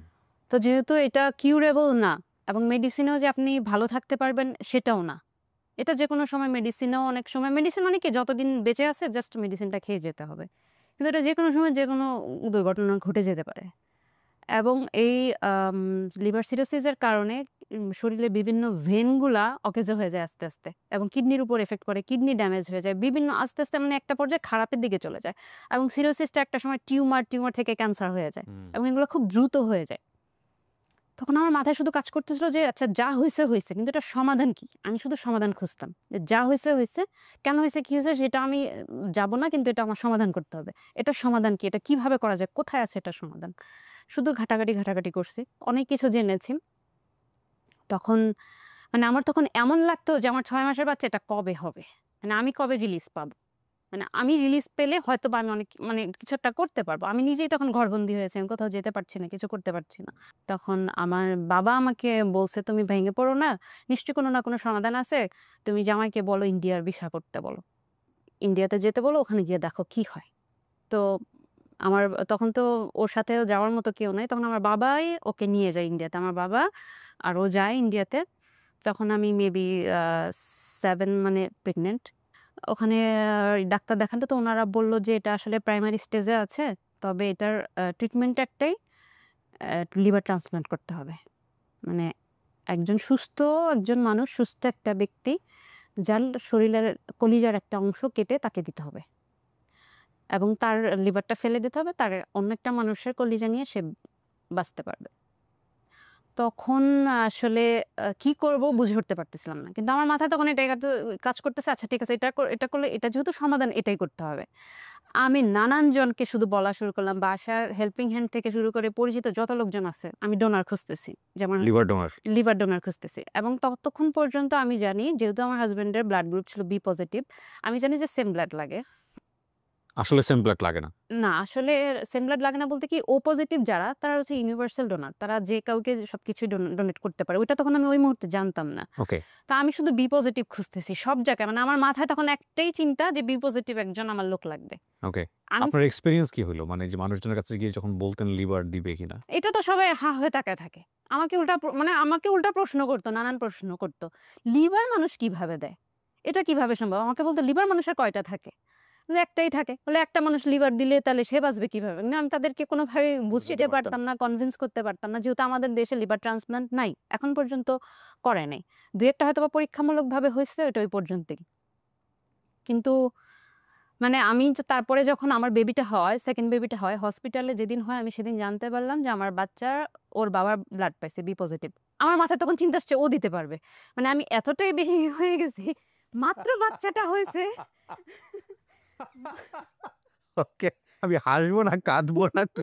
মানে উনার ডেভোশনটা দেখেন। মানে উনার বাচ্চা হইছে এটা নিয়ে চিন্তা ভাবনা নাই। বাচ্চার বি পজিটিভ, বাচ্চার লিভার কেটে সে বাবাকে দিয়ে দিবে। মাই মানে গুডনেস! আমার তখন মাথায় এটা আসতেছে যে ওর বি পজিটিভ, আল্লাহ শুকরিয়া। মানে ও দিতে পারবে। ওর বাবাকে লিভার ও দিতে পারবে। আবার তখন মাথায় চিন্তা করতেছি আচ্ছা ওর দিতে তো অনেক সময় লাগবে। ওর 18-19 বছর না হলে তো ও দিতে পারবে না। কিন্তু ততদিনে কি হবে? ততদিন কিভাবে থাকবে? রাস্তা দিয়ে মানুষজন হেঁটে যাচ্ছে, কোথাও বসে আছি। দেখিয়া তাকায়, আচ্ছা এনার কি বি পজিটিভ? ইনি কি দিবে বললে? মানে চিনি না, জানি না। মাথায় শুধু ওই একটা চিন্তাই আমার ওই সময় সর্বক্ষণ আপনার হাসব্যান্ড মানে জাহিদের অবস্থা কি ছিল? ও কি করতো? আপনাকে কি বুঝাইতো? ও কি মেন্টাল প্রিপারেশন নিয়ে ফেলছিল যে না দুনিয়া থেকে চলে যেতে হবে? নাকি ওর মধ্যেও ও সংসার নিয়ে আসলে কি বলতো, কি করতো ও কখনোই ও একটু চাপা স্বভাবের। সেটা যেকোনো বিষয় বলেন, কষ্ট বলেন বা আনন্দ বলেন কোনো কিছুতে ও কখনো মানে ওইভাবে এক্সপ্রেস করতে পারে না। ও আসলে আমাকে তখন বলতো, "তুমি এত বেশি অস্থির হইও না। আম ট্রিটমেন্ট তো আমি তো ওষুধ খাচ্ছি। আমি তো মেডিসিন খাচ্ছি। দেখি না কি হয়। তুমি এত অস্থির হচ্ছ কেন? যাক না কিছু সময়। আরো দেখি না। একটু অস্থির কম হও।" এবং তাকেও সারাক্ষণ খোঁচাতে থাকতাম। "এই তুমি তোমার পরিচিত লোকজনদেরকে বলছো তোমার যে একজন ডোনার লাগবে? এরে বলছো, ওরে বলছো, এরে বলো, ওরে বলো।" মানে আমি তাকে সারাক্ষণ করতাম। "সবাইকে বলো, সবাইকে দেখো। যদি ডোনার পাওয়া যায়।" হুম। এটা হবে। ডাক্তার কি টাইম বলে দিয়েছিল যে এই কয়েক না, বছর? ডাক্তার আসলে ওইভাবে বলেনি। যেহেতু ওর প্রাইমারি স্টেজ ছিল। অনেকের হয়তোবা অনেক সিরিয়াস স্টেজ থাকলে তখন বলে যে ৩ মাস বা ৬ মাসের মধ্যে ট্রান্সপ্লান্ট তো করতে হবে। আপনার হাসব্যান্ড তখন কি একদম ফুললি বাসায় বসা? না, নাকি ও তো অফিস চাকরি-বাকরি করছে। এর মধ্যেও করছে? হ্যাঁ, ওকে, অফিস করছে। জি। এমনিতে ওর ফিজিক্যাল এর কোনো প্রবলেম ছিল না। শুধু একটু উইকনেস ছিল। তবে ওর অনেক রেস্ট্রিকশন ছিল তখন। দেখা যাচ্ছে ও ২৪ ঘন্টা ১ লিটার পানি খেতে পারবে এবং ল অ খাবারের মধ্যে অনলি ২ গ্রাম লবণ খেতে পারবে। মানে লবণ একদম কম। লবণ একদমই ২ গ্রাম মানে ১ চিমটি। ১ চিমটি পরিমাণ। তখন দেখা যায় আমি লবণ ছাড়াই রান্না করতেছি। আমরা লবণ আলাদা করে নিয়ে খাচ্ছি, সে লবণ ছাড়াই খাচ্ছে। এবং ১ লিটার পানি। একটা মানুষ ১ লিটার পানি খেয়ে কিভাবে থাকে? যেই গরম আমাদের দেশে, গরমের সময় তখন তো পুরাই সামার সিজন। সারাদিনে ১ লিটার পানি। ২৪ ঘন্টা ১ লিটার পানি। ওকে। মানে সে ওষুধের মতো করে পানি খেত। টিপ, টিপ, টিপ, টিপ করে শুধু গলা ভিজাইত। কারণ ওর যেহেতু সিম্পটমই ছিল ওর শরীরে পানি চলে আসা। পায়ে ও পানি, পেটে পানি। ওর পানিটা এবজর্ব করত না। তো ওর এজন্য পানির উপর লিমিটেশন ছিল এবং লবণের লিমিটেশন ছিল। মানে ওর যে পানি খাওয়ার আকুতিটা সবসময় করতো, মানে অফিস থেকে বাসায় যখন যেত, বাসায় যাওয়ার যে পথ জ্যামে, গরমে বাসায় যে একটু মন ভরে সে ১ গ্লাস পানি খাবে, আহা! এই জিনিসটা খাওয়ার জন্য যে আকুতি করতো, ওই জিনিসটা আমার খুব কষ্ট লাগতো যে একটা মানুষ পানি খেতে পারছে না। এত কষ্ট লাগতো। তখন আমি বলতাম কি, "আচ্ছা তুমি একটু নরমাল পানি আর একটু ফ্রিজের পানি মিক্সড করে খাও। তাহলে একটু ঠান্ডা খেলে হয়তো তৃষ্ণাটা কমবে।" তখন ঠান্ডাও খেতে পারত না। মানে ওর ঠান্ডা লেগে যেত। ৩ মাস পর আবার ও চেকআপে যায়। তখন আমি তো ওকে বললাম যে, "তুমি ফুল প্রিপারেশন নিয়ে আসবা ওখানে। ট্রান্সপ্লান্ট এর জন্য কি, কি করতে হয় সবকিছু জেনে আসবা।" এবং ও যায়। যাওয়ার পর ওখানে ডাক্তারের সাথে কথা বলে। ডাক্তার তখন ওকে ডিটেইলস বলে ট্রান্সপ্লান্ট এর জন্য কি, কি প্রয়োজন, কি, কি করতে হবে এবং ডোনারের কথা জিজ্ঞেস করছে। তখন বলছে যে, "ডোনার আপনার যেহেতু বি পজিটিভ যে কেউ ১৮ থেকে ৪০ বছর বয়সের বি পজিটিভ অথবা ও পজিটিভ। এই ২ টা মানুষ আপনাকে, সুস্থ একজন মানুষ আপনাকে লিভার ডোনেট করতে পারবে। এবং সেটা হতে হবে আপনার ফ্যামিলি মেম্বার, বাইরের কেউ না। যেহেতু একটা মানে অর্গান বেচাকেনা এটা আইনত দণ্ডনীয় অপরাধ। সে কারণে ওরা বলছে যে ফ্যামিলির কেউ দিতে হবে, বাইরের কেউ না। তখন মানে আমি যখন শুনছি যে ও পজিটিভ দিতে পারবে, আমি কিভাবে এটা শুকরিয়া আদায় করব জানি না। আমার ও পজিটিভ এবং আমি যখন শুনতে পারছি যে ও পজিটিভ দিতে পারবে, আমি মানে শুকরিয়া আদায় করতে আমি ওই মুহূর্তটা বলে বুঝাইতে পারব না যে আমার যে কতটা মানে মনে হচ্ছে যে মাথার উপর থেকে বিশাল বড় একটা পাথর সরে গেল। তখন আমি ওকে সাথে, সাথে বললাম যে, "তুমি কালকে আবার ডাক্তারের কাছে গিয়ে জিজ্ঞেস করবা যে আমার ওয়াইফ দিতে পারবে কিনা?" কারণ তার একটা বেবি হইছে মাত্র এবং ২ টাই সি সেকশন। এটা শোনার পর সে কি বলছে? তখন সে আমাকে বলতেছে যে, "তুমি দিবা মানে কিভাবে কি?" আমি বলছি, "আরে আমি দিচ্ছি না, তুমি জিজ্ঞেস করো না। আমি কি বললে কি দিয়ে দিতাম? তুমি জানো ইনফরমেশন গুলা নিয়ে আসো।" তখন সে জিজ্ঞেস করছে। পরের দিন হসপিটালে গিয়ে ডাক্তারের সাথে কথা বলছে। ডাক্তার বলছে যে, "বেবির বয়স কত?" তখন বলছে যে, "1 মান্থ।" তখন বলছে যে, "না, আপাতত তো না। 1 মান্থ বাচ্চার বয়স এই মুহূর্তে তো দেয়া যাবে না। ৭-৮ মাস পরে বেবি আরেকটু বড় হলে তখন হয়তোবা আমরা করতে পারব।" তখন আমি বললাম, "যা, যা ডকুমেন্টস লাগবে তুমি সব জেনে আসো। আমি দেখি কি করতে পারি।" তখন সে দেশে আসলো। যখন আমি বলতেছি যে, "আমি দিব, আমি দেব।" যেহেতু আমরা ডোনার ওইভাবে আসলে খুঁজে পাচ্ছি না। কাউকেই করতে পারি নাই। তখন সে বলতেছে যে, "দেখি না কি হয়। আমি তো ভালো আছি। আমার তো কোনো প্রবলেম হচ্ছে না।" আমি বলছি, "প্রবলেম হচ্ছে না কিন্তু এটা যদি আরো খারাপের দিকে চলে যায় তখন আমাদের আর কিছুই করার থাকবে না। ক্যান্সারটা ওইদিকে চলে গেলে অনেকটাই ক্রিটিক্যাল হয়ে যাবে বিষয়টা। আমি চাচ্ছি না এটা নিয়ে বসে থাকতে। যত বসে থাকবো তত এটা মানে ভালো তো হওয়ার কোনো চান্সেস নেই। এটা খারাপই হবে। তাহলে আমি কেন এটা নিয়ে বসে থাকবো?" সবাই আমাকে একটু বলছে যে, "আরেকবার চিন্তা করো, আরেকবার চিন্তা করো।" যে আমাকে এই কথা বলছে আমি তার সাথেই মানে সম্পর্ক বন্ধ করে দিছি। মানে কেন আমাকে বলল আরেকবার চিন্তা করো? কেন আমি আরেকবার চিন্তা করব? কেন আমি আরেকবার চিন্তা করব? এই কথাটা কেন আমাকে আপনি আরেকবার চিন্তা করবেন না? এই প্রশ্নটা আমি করি আপনাকে। আমি শুধু ওই লাইনটা আপনার মাথায় নিচ্ছি। সেটা হচ্ছে আপনি যখন কনফার্ম হয়ে গেলেন যে না আপনি দিতে পারবেন, তখন আপনি বলছেন যে আমি একটু হাঁপ ছেড়ে বাঁচলাম এবং আপনি বলছেন যে আমি রিল্যাক্স হয়ে গেলাম, টেনশন ফ্রি হয়ে গেলাম। স্বভাবতই সম্পর্কটা অসাধারণ নিঃসন্দেহে। কিন্তু হয় না অনেকেই তো টেনশনে পড়ে যাওয়ার কথা। না আমার হাসব্যান্ড খুঁজে পাচ্ছে না কোথাও থেকে। শেষ পর্যন্ত এবার আমার কাছেই আসবে। মানে সম্পর্কটা এরকম দিকেও তো যাওয়ার সম্ভাবনা থাকে এবং ওয়াইফ না আমি বলি ওয়াইফ এবং হাসব্যান্ডের কেউই যদি ওই মুহূর্তে রাজি না হয়। একটা হচ্ছে যে স্বতঃস্ফূর্তভাবে আপনি রাজি হয়ে গেছেন বা আপনি চিন্তা করছেন সেটা ফাইন। কিন্তু রাজি না হয়ে গেলে আমরা একটু মুদ্রার ওপিঠটাও একটু ভাবার চেষ্টা করছি। ডোনার কোথাও পাওয়া যাচ্ছে না এবং হাসব্যান্ড ওয়াইফের উপরেই ডিপেন্ডেন্ট এবং ওয়াইফ কোনোভাবেই সে রাজি হচ্ছে না। কনভিন্স করতে হচ্ছে তাকে। কনভিন্স করতে হচ্ছে তাকে। মানে রাজি না হলে তখন পরিস্থিতিটা কি অবস্থা দাঁড়ায়? মানে এই সংসারটা কি আদৌ টিকবে বা টিকবে কিনা? আর রাজি যে হচ্ছে না সেটার পেছনেও তো অনেক বেশি যুক্তি থাকতে পারে। সে ভয় পেতে পারে। পৃথিবীতে তো মানুষ সবচেয়ে নিজেকেই বেশি ভালোবাসে। জি। সেটাও তো যুক্তির বাইরে কোনো কিছু না। কিন্তু আপনি অনেক স্মুথলি নিয়ে ফেলছেন। সেদিক থেকে হয়তোবা তখন পর্যন্ত আমরা চিন্তা করছি খুবই সুন্দর একটা গল্প। কিন্তু মেক্সিমাম ক্ষেত্রেই তো বা অনেকেই তো রাজি নাও হইতে পারে। আপনার মাথায় এই জিনিসগুলো আসছে ওই সময়টাতে? না, আমার মাথায় আপনার তখন অ্যান্সারটা এগুলো কি আসে হবে? নাই। আমার তখন এগুলো আসে নাই। আমার যেহেতু ছোট, ছোট বাচ্চা, আমি চাইনি ওদের লাইফটা নষ্ট হয়ে যাক। মানে আমি ওর বাবা ছাড়া ওদের লাইফটা কল্পনা করছি যে ওদের লাইফটা অনেক বেশি ক্রিটিক্যাল হয়ে যাবে। ওদের লাইফটা একদমই ক্রিটিক্যাল হয়ে যাবে যে ওর বাবা ওদের সাথে এত বেশি অ্যাটাচড, ওরা ওর বাবার প্রতি এত বেশি পাগল। আমি চাইনি ওদের এই লাইফটা, ওদের এই বন্ডিংটা নষ্ট হয়ে যাক। আর আমি আমার লাইফটাও চিন্তা করেছি যে হাসব্যান্ড ছাড়া একটা মেয়ের লাইফ মানে আমার বিধবা শব্দটা আমি চাই নাই আমার লাইফে। আমি এই শব্দটা আমার লাইফে নিতে চাই নাই। আমিও চাই না আমার বাচ্চারা মানে বাবা-মা নাই এই শব্দটা নিয়ে বাঁচুক। যার কারণে আমি অন্য আর কোনো কিছুই চিন্তা করি নাই। কোনো কিছুই ভাবি নাই। কোনো কিছুই মাথায় আসে নাই। যে আমার চোখে মানে আরো বেশি লাগছে যে আমার চোখের সামনে একটা মানুষ আস্তে, আস্তে কষ্ট করে ট্রিটমেন্ট না নিয়ে চলে যাবে। এই জিনিসটা আমি মেনে নিতে পারব না। আমি সারা জীবন নিজেকে ক্ষমা করতে পারব না। আমার কিছু করার ছিল কিন্তু আমি করি নাই। আমি নিজেকে হয়তোবা সারা জীবনেও ক্ষমা করতে পারব না। তখন আফসোস করলেও কোনো লাভ হবে না। আফসোস করেও আমার আর কোনো কিছুই ঠিক হবে না। তারপর? তখন ও আসলো। আসার পরেই শুরু হলো আমাদের সবকিছু গুছানো। তখন মেবি মার্চ মাস ছিল ২০২৪ সালের। ও তারপরে যখন আবার চেকআপের থেকে আসলো, তখন আসলে অনেক বেশি আইনি প্রসেস ছিল। ট্রান্সপ্লান্টের জন্য যে এত কিছু করতে হয়, এত কিছু করতে হয় যেটা আমাদের জানাই ছিল না একদমই। মানে আমাদের ১ম সিভিল সার্জন থেকে একটা পারমিশন নিতে হয়েছে এবং সিভিল সার্জন থেকে সেটা আইন মন্ত্রণালয়ে গেছে। আইন মন্ত্রণালয় থেকে একটা পারমিশন নিতে হয়েছে। তারপর সেটা ফরেন মিনিস্ট্রি থেকে একটা পারমিশন নিতে হয়েছে এবং সেটা চিফ জুডিশিয়াল ম্যাজিস্ট্রেটের কাছে আমাদের একদম আসামির মতো কাঠগড়ায় দাঁড়ায়ও তার ওখান থেকে দাঁড়ায় আমাদেরকে পারমিশন আনতে হয়েছে।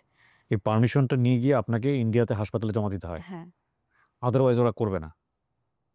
এটা তো কলিজা কেটে দেওয়ার চাইতেও অনেক এটা ডিফিকাল্ট অনেক একটা। বেশি সাফারার ছিল। আমাদের এই জার্নিটা অনেক বেশি সাফার ছিল। মানে এর কাছে যাই, এ বলে এটা আমার কাজ না, এটা ওর কাজ। এ বলে মানে এত বেশি এই কাজগুলা নিয়ে ওহহো! ইভেন দো এই কাগজগুলো আমাদের অ্যাটাস্টেড করাতে হয়েছে, নোটারি করতে হয়েছে, ট্রান্সলেট করতে হয়েছে। এত বেশি কাগজগুলাতে এত প্রবলেম হয়েছে। তারপরে জার্নিটা মানে এই কাগজগুলা নিয়ে আমাদের মূলত তার পরবর্তী লাইফটাতে আরো বেশি কষ্ট করতে হইছে। তারপর যখন আল্লাহ! আমরা এই কাগজগুলা গুছায় আমরা যাই, যাওয়ার পর ওখানে কি হয়, মানে আমার বাবা মানে আমি যেহেতু ডোনার, আমার ফ্যামিলি থেকে আমার ভাই কিংবা আমার বাবা যেই হোক আমার ফ্যামিলির একজন মেম্বার আমার গার্ডিয়ান হিসেবে ওখানে যেতে হবে।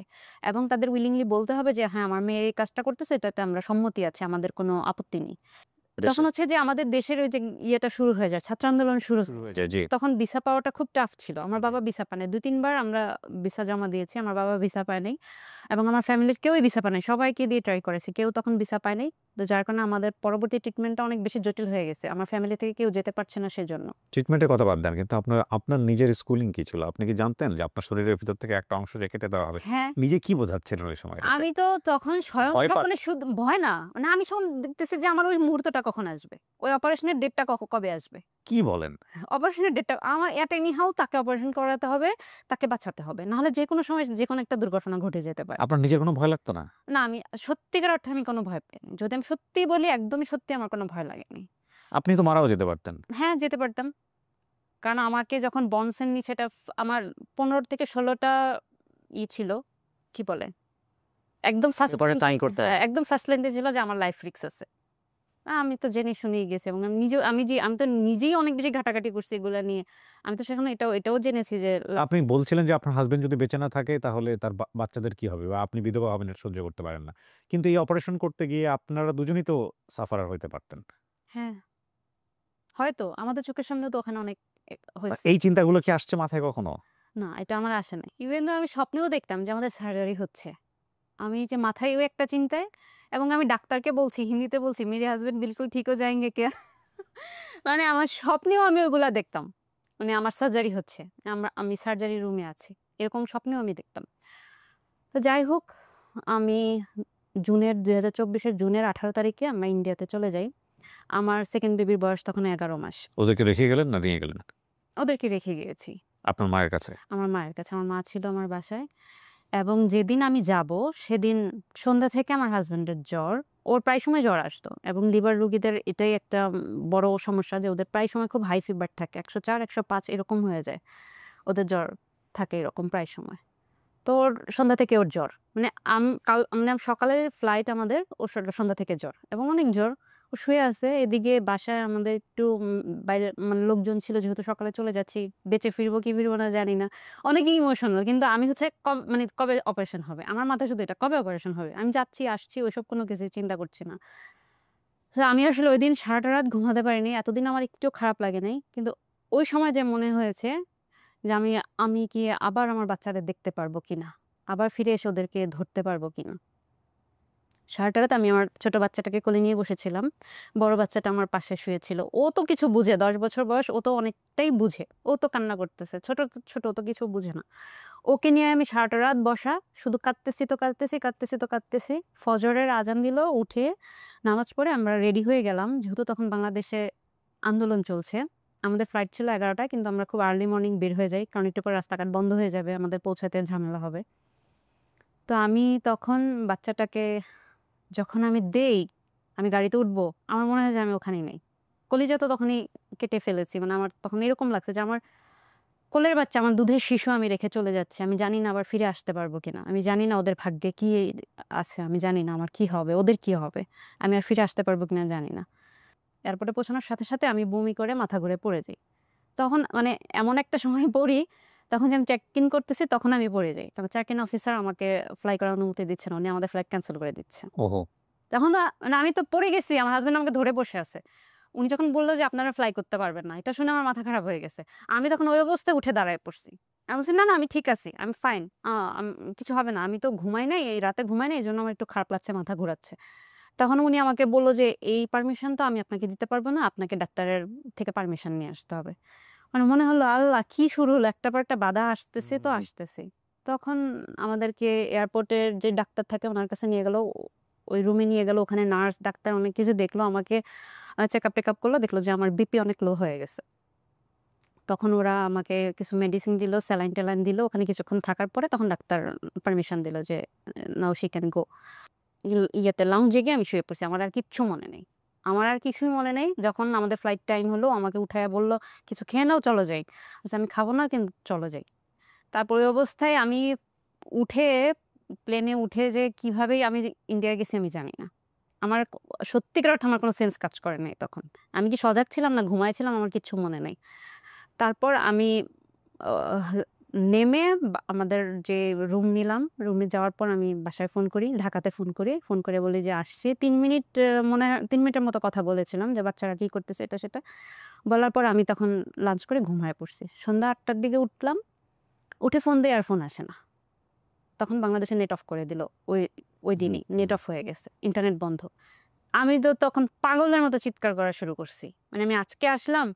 আজকে রাতটা অন্তত জানতাম যে বাচ্চারা রাত ঘুমাচ্ছে না, কান্না করতেছে না, কি করতেছে। সারাটা রাত আমি শুধু কান্না করছি। সারাটা রাত। ছোটখাটো বাচ্চারা যখন হসপিটালে দেখতাম, এখানে সেখানে দেখতাম যেয়ে কোলে নিতাম।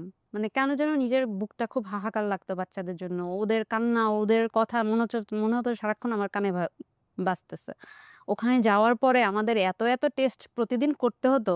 মানে আমার শরীর থেকে ব্লাড নিতে আমার এই জায়গাটা পুরা বিষাক্ত হয়ে গিয়েছিল। কালো হয়ে গেছে। সিটি স্ক্যান, এমআরআই এইটা সেটা কত কি। আমার ভয়াবহ অভিজ্ঞতা হয়েছে সিটি স্ক্যান আর এমআরআই তে। সিটি স্ক্যান মেশিনে আমাকে কিছু একটা মেডিসিন আমাকে স্যালাইন দিয়ে দিয়েছিল যেটা আমার পুরাটা শরীরের শিরা উপশিরা সব ফুলে গেছে। সাথে এবং ওরা আমাকে বলছে যে এরকম একটা ফিল হবে, আপনি ভয় পাবেন না। এবং আমার নিঃশ্বাস বন্ধ রাখার কথা ছিল যে আপনি যখন মেডিসিনটা আমরা আপনাকে পুশ করব আপনি নিঃশ্বাস বন্ধ রাখবেন। নিঃশ্বাস বন্ধ রেখে ওই অবস্থা আমার শরীরে মানে একটা মেডিসিন যাচ্ছে, সারা শরীরের রগগুলা ফুলে যাচ্ছে। আমার মনে হচ্ছে কান, নাক, মুখ সবকিছু দিয়ে আমার ফুটন্ত গরম পানি বের হচ্ছে। আমার এমন লাগতেছিল। হুম, হুম, হুম। মানে সবকিছু দিয়ে এরকম একটা মানে আমি নিজেকে কন্ট্রোল করতে পারতেছি না। তার মধ্যে আবার আমাকে বলছে আমাকে নিঃশ্বাসটা একটু বন্ধ রাখতে। ওইটা এত ভয়াবহ অভিজ্ঞতা ছিল। তারপর এমআরআই মেশিনে আমার ১.৫ ঘন্টা লাগছে। আমি এমআরআই মেশিনের মধ্যে পুরা। মনে হচ্ছে আমি কবরে আছি। এমআরআই মেশিনটা একদম পুরো এরকম না। মানে একদম কবরের মধ্যে মনে হচ্ছে আমি ১.৫ ঘন্টা শুয়েছিলাম। এবং হসপিটালের সমস্ত ডিপার্টমেন্ট, সমস্ত ডাক্তাররাই আমাদের দেখলো। ডাক্তাররা দেখার পর সবাই সার্টিফাইড করলো যে আমরা ট্রান্সপ্লান্টের জন্য আমরা ফিট আছি।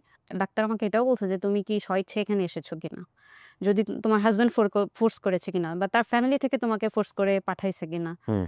যদি এরকম কিছু হয়ে থাকে তুমি আমাদেরকে বলো, আমরা এটা অন্যভাবে বলে দেব যে তুমি মেডিকেলি ফিট না।" আমি তখন মানে বলেছি যে, "না, এরকম কোনো কিছুই না। আমি স্বইচ্ছায় এসেছি এখানে।" হসপিটালে বড় যে ডাক্তার যিনি প্রফেসর, উনার অনুমতির অপেক্ষায় ছিলাম। তো লাস্ট উনি আসলে ডেটটা দেয়। উনার কাছে গিয়েছি। উনিও আমাদেরকে পারমিশনটা দিয়ে দেয়। ডেট হয়। তখন থেকে আসলে একটু ভয় লাগা শুরু করলো। যখন আমাদের ডেট ফিক্সড হয়। দুজনের অপারেশন কি একই দিনে হবে? হ্যাঁ, একই দিনে। লাইক আপনার কাছ থেকে নিয়ে ওকে দিয়ে দিবে? হ্যাঁ, একই দিনে। ভর্তি হলাম। তার পরের দিনই আমাদের সার্জারি হওয়ার কথা ছিল। তো সামহাউ আমাদের সার্জারিটা একদিন পিছায়া যায়। কারণ তখন একটা ইমার্জেন্সি কেস চলে আসে। একটা বেবির ইমার্জেন্সি ট্রান্সপ্লান্ট করতে হবে। তো আমরা যেহেতু চাচ্ছিলাম আমি ডোনারের সার্জারিটা একটু রোবোটিক করার জন্য। তাহলে রোবটিক বলতে? রোবোটিক বলতে এটা এমনিতে তো আপনার ফুল বডি ওপেন করতে হয়। হুম। রোবোটিক বলতে হচ্ছে আপনার রোবটে ৫-৬ টা ফুটা হবে পেটের মধ্যে। ওই রোবটের যে আর্মস গুলা, ওগুলা পেটের মধ্যে দিয়ে আমার লিভারটা কেটে আমার যেহেতু সি সেকশন বেবি হয়েছে, তো ওই সি সেকশনের জায়গাটায় আবার কেটে ওই দিক দিয়ে লিভারটা বের করবে। ওকে। আমার আর বডি ওপেন হচ্ছে না। তো আমার এই টেকনোলজি আছে? হ্যাঁ, আছে। তো আমার আমার মেডিকেল সায়েন্স নিয়ে শো করার ইচ্ছা আছে। আমি আসলে অনেক কিছু করার ইচ্ছা করি। টু বি অনেস্ট আপনাদেরকে বলি। আমার মাথার মধ্যে প্রতিদিনই ২-৩ টা করে আইডিয়া আসে। কিন্তু আমার সময়ের অভাবে করা হয় না। আফসোস! মানে আমার যদি এরকম হতো যে মানুষজন এআই এর যুগে চলে যাচ্ছে না? আমি যদি এরকম হতো যে কমান্ড দিয়ে আমার মতো ২-৩ টা ভার্সন বানায় ফেলতে পারি, তাহলে আপনি দেখতেন যে আমি কত রকমের টক শো করতেছি বাংলাদেশে। ওকে, তারপর? তো যখন আমরা ওখানে যাওয়ার পর ডাক্তার আমাদের সার্জারি সম্পর্কে সবই ডিটেইলস দিয়েছে যে আপনি ওপেন করতে হলে আপনাদের এরকম বাজেট থাকতে হবে, এটা সেটা অনেক কিছু আমাদের দিয়েছে এবং যদি আপনি রোবোটিক করেন আপনার বাজেটটা এরকম হবে এবং আপনি যদি রোবোটিক করেন আপনি খুব আর্লি রিকভারি করতে পারবেন হুম। এবং এটা রিস্ক অনেক কম। তো যখন আমার হাসব্যান্ড এটা শুনছে ও তো শুরু থেকেই বলতেছে তাহলে তোমাকে রোবোটিকই করাবো, তোমাকে রোবোটিক করাবো। আপনার হাসব্যান্ডটাকে রোবোটিক করা যায় না? না, না। তো ওর কাটতেই হবে। সিপেটের রোবোটিক করা যায়। যেহেতু ওর লিভারটা বের করে ফেলবে। হুম। ওর তো পুরোটাই বের করে ফেলবে। ওটা তো আর রোবোটিকে করা সম্ভব না। মানে পুরোটাই ফেলে দিবে? পুরোটাই ফেলে দিবে। ওকে। মানে ওরটা তো পুরাটাই ড্যামেজ। আপনার কাছ থেকে কত পার্সেন্ট নিবে? আমার কাছ থেকে 60%। 60% তখন আমাকে বলেছিল আমাকে 30 থেকে 60 মানে তখনও এক্সাক্ট আমাকে অপারেশনের আগে বলা হয়নি কতটুক নিবে। কিন্তু আপ টু 60%। কিন্তু আমাকে একদম আপ টু টাই নিয়েছে। 60% ই নিয়েছে? হ্যাঁ, 60। তো কালকে আমার সার্জারি আমি স্টিল রাতে ১২টা-১টা পর্যন্ত আমাদের দুজনের রুম আলাদা ছিল। মানে অপোজিটই আমার রুমটা ছিল, এই পাশে ওর রুমটা ছিল। আমি ওর রুমে বসেছিলাম। ওর সাথে দুষ্টামি করতেছি, হাসতেছি, করতেছি। তখন আমি আমার রুমে চলে যাই। মানে ডাক্তার আসলো, আমাকে কিছু মেডিসিন-টেডিসিন দিল খাওয়ার জন্য। ডাক্তার এসে আমাকে আমার রুমে ডেকে নিয়ে গেল। তো ওখানে আমি মেডিসিন-টেডিসিন খেয়ে আমি ওই রুমে যদিও আমি ঘুমাই নাই, কিন্তু তার রুমে আমি আর আসতেছি না যে সে তো যদি ঘুমায় থাকে আমি গেলে মানে উঠে যাবে। আমি এই ভয়ে তার রুমে আসতেছি না যে আমি যদি দরজাটা খুলি তখন হয়তোবা সে উঠে যাবে। সে ঘুমাক, সকালে সার্জারি। আমি না ঘুমাই, আমি না ঘুমাই। কিন্তু তার ঘুমে যেন ডিস্টার্ব না হয়। অস্থির যে কখন মানে আমি তখনও অস্থির কেন আমার সার্জারিটা হচ্ছে না? কেন লেট হচ্ছে? ওই যে একদিন মাঝখানে গ্যাপ হয়ে গেল। এত মন খারাপ হইছে আমার। তার ২ দিন আগে আমি শুনেছি একটা পেশেন্ট অ্যাডমিট হয়েছে, সকালে উনার সার্জারি হবে, উনি রাতে মারা গেছে। বিকালে অ্যাডমিট হইছে, রাতে পেশেন্টটা মারা গেছে হসপিটালে, সকালে উনার সার্জারি হওয়ার কথা ছিল। এত ভয় লাগতো এগুলা দেখে মনের মধ্যে। আবার তার মধ্যে আমাদের একদিন পিছায়া গেছে। তখন আমি রাত্রেবেলা যখন মোটামুটি ৪:৩০-৫টা বাজে, আমি রুম থেকে বের হয়ে এখানে সেখানে হাঁটতেছি, ঘুরতেছি। কাউকে দেখতেছি না কেন? কোনো ডাক্তার আসছে না কেন? কোনো নার্স নাই কেন? নার্স স্টেশনে যাচ্ছে। কি ব্যাপার? নার্সরা সব কোথায় গেল? আমাকে নেয় না কেন? বা আমি আমার হাসব্যান্ডের রুমের আশেপাশে দিয়ে ঘুরতেছি, ভাবতেছি সে হয়তো ঘুমাচ্ছে। যাক আমি না যাই। আমি গেলে সে উঠে যাবে, ডিস্টার্ব হবে। তখন আমি একটা পর্যায়ে তার রুমে উকি দিয়ে দেখি সে বসে আছে। তখন আমি বললাম, "কি ব্যাপার তুমি ঘুমাও নাই?" বলে, "না।" আমি বলছি, "ও আচ্ছা ঠিক আছে। তাহলে কেউ যে আসে না আমাকে যে নেয় না, আমাকে নেয় না কেন?" তখন ও বলতেছে কি, "কেন কেউ নাই ওদিকে?" আমি বলছি, "কাউকেই দেখতে পাচ্ছি না।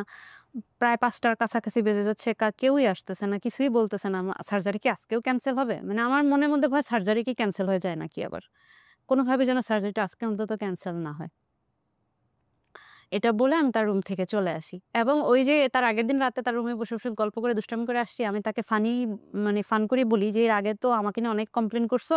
আমার মায়ের কাছে আমি এটা করছি, সেটা করছি বিয়ের শুরু থেকে। এখন না হয় একটু প্রশংসা কইরো ফোন দিয়ে। এখন না হয় একটু বলো, তাহলে তো তারা একটু শান্তি পাবে। সারা জীবন তো আমার নামে কমপ্লেইনই দিছো। এখন না হয় একটু বলো।" তখন সে আমাকে বলল কি, "এগুলো কি তোমার বলতে হবে? তোমার সামনে কি আর তোমার কথা বলি? আমি তোমার কথা অনেক আগেও বলছি। তোমার মাকে জিজ্ঞেস করে দেখো। আমার কোনো কমপ্লেইন নেই তোমার বিরুদ্ধে।" তখন আমি আসলে তার রুম থেকে চলে আসি। আসার পরে তারপর আগে আবার আমি কিছুক্ষণ পরে তার রুমে যাই। "কি ব্যাপার? তুমি দেখলা আমি সজাগ, তাহলে তুমি আমার রুমে আসলা না কেন?" মানে তখন ঝগড়া লেগে গেছে। "তুমি দেখলা আমি সজাগ, তুমি তোমার রুমে কেন বসে আছো?" তখন ও বলতেছে যে, "আসলে আমার কি করা উচিত? আমার মাথা কাজ করতেছে না।" মানে ও আমাকে তখন এটা বলতেছে যে, তুমি যে সজাগ আমি তোমার রুমে যাবো, সেটাও আমার মাথায় আসতেছে না। আমার মাথা টোটালি কাজ করতেছে না।" তো আমি বললাম, "তুমি কি আমার মাকে ফোন দিছিলা? বলছিলা যে আমি অনেক ভালো মেয়ে, এটা বলছিলা?" তখন আমাকে বলে কি, "এটা কি এখন বলতে হবে? আমি আগেও অনেক বলছি। তোমার সামনে তো আর তোমার মাকে বলি নাই, কিন্তু আগে অনেক বলছি।" আমি বলছি, "না, সা আমার কমপ্লেইন তুমি খুব ভালো মতোই করতে পারো। কিন্তু ভালোটা তোমার মুখে জীবনেও আসবে না। ঠিক আছে তোমার বলা লাগবে না।" এটা বলে আমি রাগ করে আমার রুমে চলে যাই। তখন সে উঠে আমার রুমে যায়। ততক্ষণে নার্স, ডাক্তার সবাই এসে গেছে। আমাকে নিয়ে যাবে। তো আমাকে বলতেছিল রেডি হওয়ার জন্য, গোসল করার জন্য। মানে মনে হচ্ছে যে কোরবানি দিতে নিয়ে যাচ্ছে। মানে গোসল করো, এটা করো, সেটা করো, নখ কাটতেছে। আমার চুল বেঁধে দিচ্ছে, আমাকে ড্রেস পরাচ্ছে। মানে ওই সময়টা মানে আমি বুঝাতে পারব না।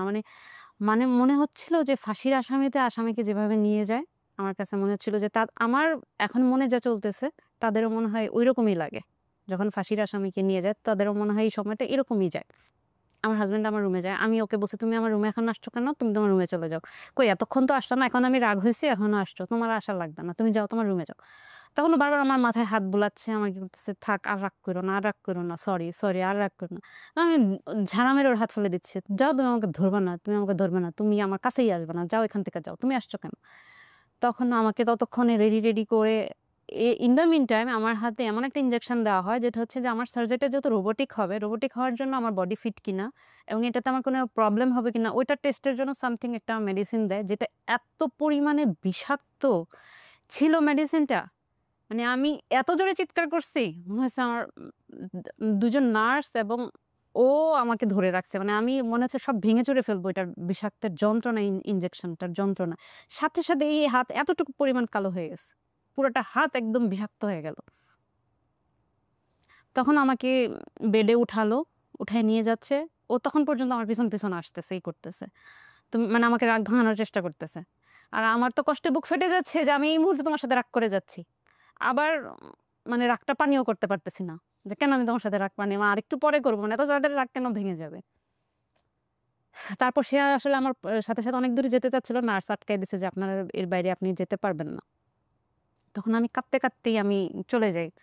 তখন যখন আমাকে ওটির তে নিয়ে যাওয়া হয়, একদম মেইন রুমের পাশে একটা মানে একটা ছোট রুম ছিল। ওখানে নিয়ে আমাকে কিছুক্ষণ রাখা হয়। ওখানে কি করতেছিল আমার এখন মনে নাই। তবে আমি শুধু কেঁদেই যাচ্ছি। আমাকে একজন নার্স এসে বলল যে, "হোয়াই ইউ আর ক্রাইং?" তখন মানে আমি কিছু বলতেছি না। শুধু কাঁদতেছি। তখন ওরা ভাবছে যে আমি সার্জারি ভয় পাচ্ছি কিনা বা কিছু একটা। তখন আবার ডাক্তার একজন আসলো যে, "ম্যাম আপনি কাঁদছেন কেন?" তখন আমি বললাম যে, "আ আপনি কি আমার হাসব্যান্ডকে এখানে আসতে দিতে পারবেন? এখানে আসতে বলবেন?" তখন আমাকে সে বলল, "আচ্ছা ঠিক আছে দেখি কি করা যায়?" সেটা বলে ভিতরের রুমে চলে গেল। তখন এসে আমাকে বলল যে, "your husband is your recipient right?" আমি বললাম, "ইয়েস।" বলে যে, "সরি ম্যাম রিসিপিয়েন্ট তো এখানে সার্জারি রুমে এখন আসতে পারবে না।" ওরা ভাবছে যে আমার হাসব্যান্ড হয়তোবা অন্য কেউ, আমার রিসিপিয়েন্ট হয়তোবা অন্য কেউ। তখন আমি তাও কান্না করতেছি তো ওরা বুঝতেছে আসলে পরে আমি বলছি যে, "আসলে তার সাথে আমার কিছু কথা আছে।" মানে ওই যে আমি রাগ করে আসছি, এখন চাচ্ছি যে একটু ভালোভাবে কথা বলে সার্জারি রুমে যাই। তখন আমি তারে বললাম যে, "আমি একটু কথা বলতে চাই। একটুর জন্য ২ মিনিটের জন্য আসতে দেন প্লিজ।" তখন সে তার ডাক্তার তার ফোন আমার হাতে দিয়ে বলল যে, "তুমি ফোনে কথা বলো।" কিন্তু মানে আমি যে নাম্বার ডায়াল করব সেটাও আমার মাথায় নাই, কিছু নাই। আমি তার ইন্ডিয়ান নাম্বারটাও আমার মুখস্থ ছিল না। বা কি করব আমার আর তখন এগোনো হচ্ছে, ঠিক আছে লাগবে না তাহলে আর। মানে তখন ওই কাঁদতেই আমাকে ভিতরের রুমে নিয়ে গেল। তো ওরা বারবার সবাই আমাকে জিজ্ঞেস করতেছে, "কাঁদছো কেন? কাঁদছো কেন? ভয় পেও না।" এটা সেটা। তো তখন আমি কাঁদতেছি আর আমার বাচ্চা ২ টার মানে আমি চোখ বন্ধ। টোটালি আমার চোখ বন্ধ। বাচ্চা ২ টা মানে একদম কি বলে ছবির মতো করে আমার চোখে ভাসতেছে বাচ্চা ২ টার ফেস। আমি অনেক দোয়া কালাম পড়ার চেষ্টা করছি। কিন্তু ওই অর্থে আমি যেগুলো চিন্তা করে রাখছি যে আমি হয়তোবা এই দোয়াগুলা পড়বো। কিন্তু ঐরকমভাবে আমি পড়তে পারি নাই। শুধু লা ইলাহা ইল্লাল্লাহ মুহাম্মাদুর রাসূলুল্লাহ এতটুকুই বলে যাচ্ছিলাম। আমি জীবনের শত হাজার মানুষের গল্প ক্যামেরায় ধারণ করেছি, রেডিওতে ধারণ করেছি, টেলিভিশনে করেছি। বাট রাইট নাও আমি যে ফিলটা পাচ্ছি, এইটা আমি কোনোদিন কোনো গল্পে পাইনি। আমার কাছে মনে হচ্ছে কি আমার ৪ টা পাশ ঘোলা হয়ে গেছে, ফাঁকা হয়ে গেছে। এই গল্পটা আজকে যারা শুনেছে, এখন পর্যন্ত যারা আছে, আমি জানি না তাদের এই অনুভূতিটা হচ্ছে কিনা। আমি আপনার অপারেশন থিয়েটার দেখতে পাচ্ছি এবং আপনি যে অপারেশন থিয়েটারে যাচ্ছেন সেটাও আমি দেখতে পাচ্ছি। এটা কোনো সিনেমাতে পোর্ট্রে করা মানে নাটকে পোর্ট্রে করা, গল্পে পোর্ট্রে করা সম্ভব না। Your husband is so lucky মাশাআল্লাহ, সো লাকি। বলেন কি হয়েছে? শুধু আমার হাসব্যান্ড লাকি না। আসলে তো আমি আমার গল্পটাই বলছি। আমি অনেক বেশি লাকি। সে এত একজন ওয়ান্ডারফুল মানুষ। আমার লাইফে মানে আমার এই ১৩ বছর সংসার লাইফে আমি কখনো দেখি নাই যে তাকে অপছন্দ করে এরকম একটা মানুষ। যে এই মানুষটা তাকে অপছন্দ করে। সত্যি কথা আমি ফ্যামিলি বলেন, ওর ফ্রেন্ড সার্কেল বলেন, ওর কলেজিয়াস বলেন, আমি কারো কাছ থেকে দেখি নাই যে জাহিদকে অপছন্দ করে এরকম একটা মানুষ। আমি যখন ওটিতে সার্জারি রুমে গেলাম, আমি জাস্ট আমার চোখ খুলে তাকানোর মতো সাহস ছিল না ওইভাবে আর কিছু। এত চোখের মাথার উপরে এত লাইটস এবং আমার ঠিক বাম পাশে রোবটটা দাঁড়ানো ছিল, আমার বেডের বাম পাশে। মস্ত বড় একটা রোবট বলা চলে বিশাল বড় মানে আমাদের ২ জন ৩ জন মানুষের সমান লম্বা হবে এবং এটার ৪ টা আর্মস গুলো এরকম করে দাঁড়া করা মানে এরকম করে আছে যেটা দেখে একবার তাকায় আমি আর সেকেন্ড টাইম এটার দিকে তাকাতে পারিনি। মানে ভয় লাগছিল যে কি হবে? তখন জাস্ট আমার হাত সোজা করল এবং ওই নার্সটা আমার সাথে কথা বলছে, গল্প করছে। কি বলছে আমি কিছুই জানি না। আমার মাথায় কিছু ঢুকে নাই। তো জাস্ট আমার হাতটা নিয়ে এভাবে ৩ টা টোকা দিল। হয়তোবা বেন খুঁজতেছে বা কিছু একটা করছে, ৩টা টোকা দিল, আমি ওই শেষ, আমার আর কিছু মনে নেই। অ্যানেসথেসিয়া দিয়ে দিয়েছে। দিয়ে দিয়েছে। আমার আর কিছু মনে নেই। তখন মনে হলো যে সেন্স যাওয়ার পর্যায়টা কি বোঝা যায় অ্যানেসথেসিয়া না, দেওয়ার আমি পরে? ওই তখন টোকাটাই শুধু ফিল করেছি। এরপর আমি আর কিছু ফিল করি নাই। ইন্টারেস্টিং। এরপর আমার আর টোটালি কিছু আমি আর আমার ফিল হয়নি। তারপর হঠাৎ করে আমাকে ডাকতেছে, "ma'am please wake up, open your eyes." মানে আমি তখন চোখ খুলতে পারতেছি তো পারতেছি না। মানে আমি চেষ্টা করছি চোখ খোলার জন্য, কিন্তু আমি পারতেছি না। ওকে। কিন্তু আমার মনের মধ্যে তখন এত একটা ভয় কাজ করলো যে কি হলো? মাত্র ৫ মিনিট হইলো আমি ঘুমালাম। এখনই কেন আমাকে ডাকতেছে? এখনই কেন আমাকে উঠায় ফেলতেছে? তার মানে কি আমার সার্জারি হয় নাই? যেহেতু এর আগে আমাদেরকে ডাক্তার বলছে যে donor donor is most important to us. আমরা ডোনারের রিস্ক হবে এমন কোনো কিছু আমরা রিস্ক নিতে পারব না। যেহেতু রোগী, সে তো রোগী। ডোনারের তো কোনো রোগ নেই। ডোনার তো সম্পূর্ণ সুস্থ। আমরা তার জন্য হার্মফুল হবে এমন কোনো কিছু করতে সো পারব ওইটা না। মাথায় কাজ করতেছে আপনার। হ্যাঁ, ৫ মিনিটে এবং ডাক্তার আমাকে এটাও বলছে, আমরা টেস্টে তো অনেক কিছু দেখতে পাই। তবে অপারেশন টেবিলে অনেক সময় অনেক ডিসিশন চেঞ্জ হয়ে যায়। অপারেশন টেবিলে অনেক ডিসিশন চেঞ্জ হয়ে যায়। আমাদের কাছে যদি এরকম রিস্ক কিছু মনে হয়, আমরা তখন সার্জারি ক্যানসেলও করে দেই। যেহেতু আমাদের আগে এরকম কথা বলে রেখেছিল। তো আমার মাথায় এটাই তখন সাথে, সাথে ঢুকছে যে ৫ মিনিট হলো আমি চোখ বন্ধ করলাম। আমাকে এখনই ডাকতেছে। দ্যাট মিনস আমার মনে হয় কোনো প্রবলেম হয়েছে, আমার সার্জারিটা হবে না। তাহলে এখন কি হবে? জাহিদকে আর কে দিবে? লিভার তো আর কেউ দিবে না। তার মানে আমার আর মানে জাহিদের ট্রিটমেন্ট আর করা হলো না।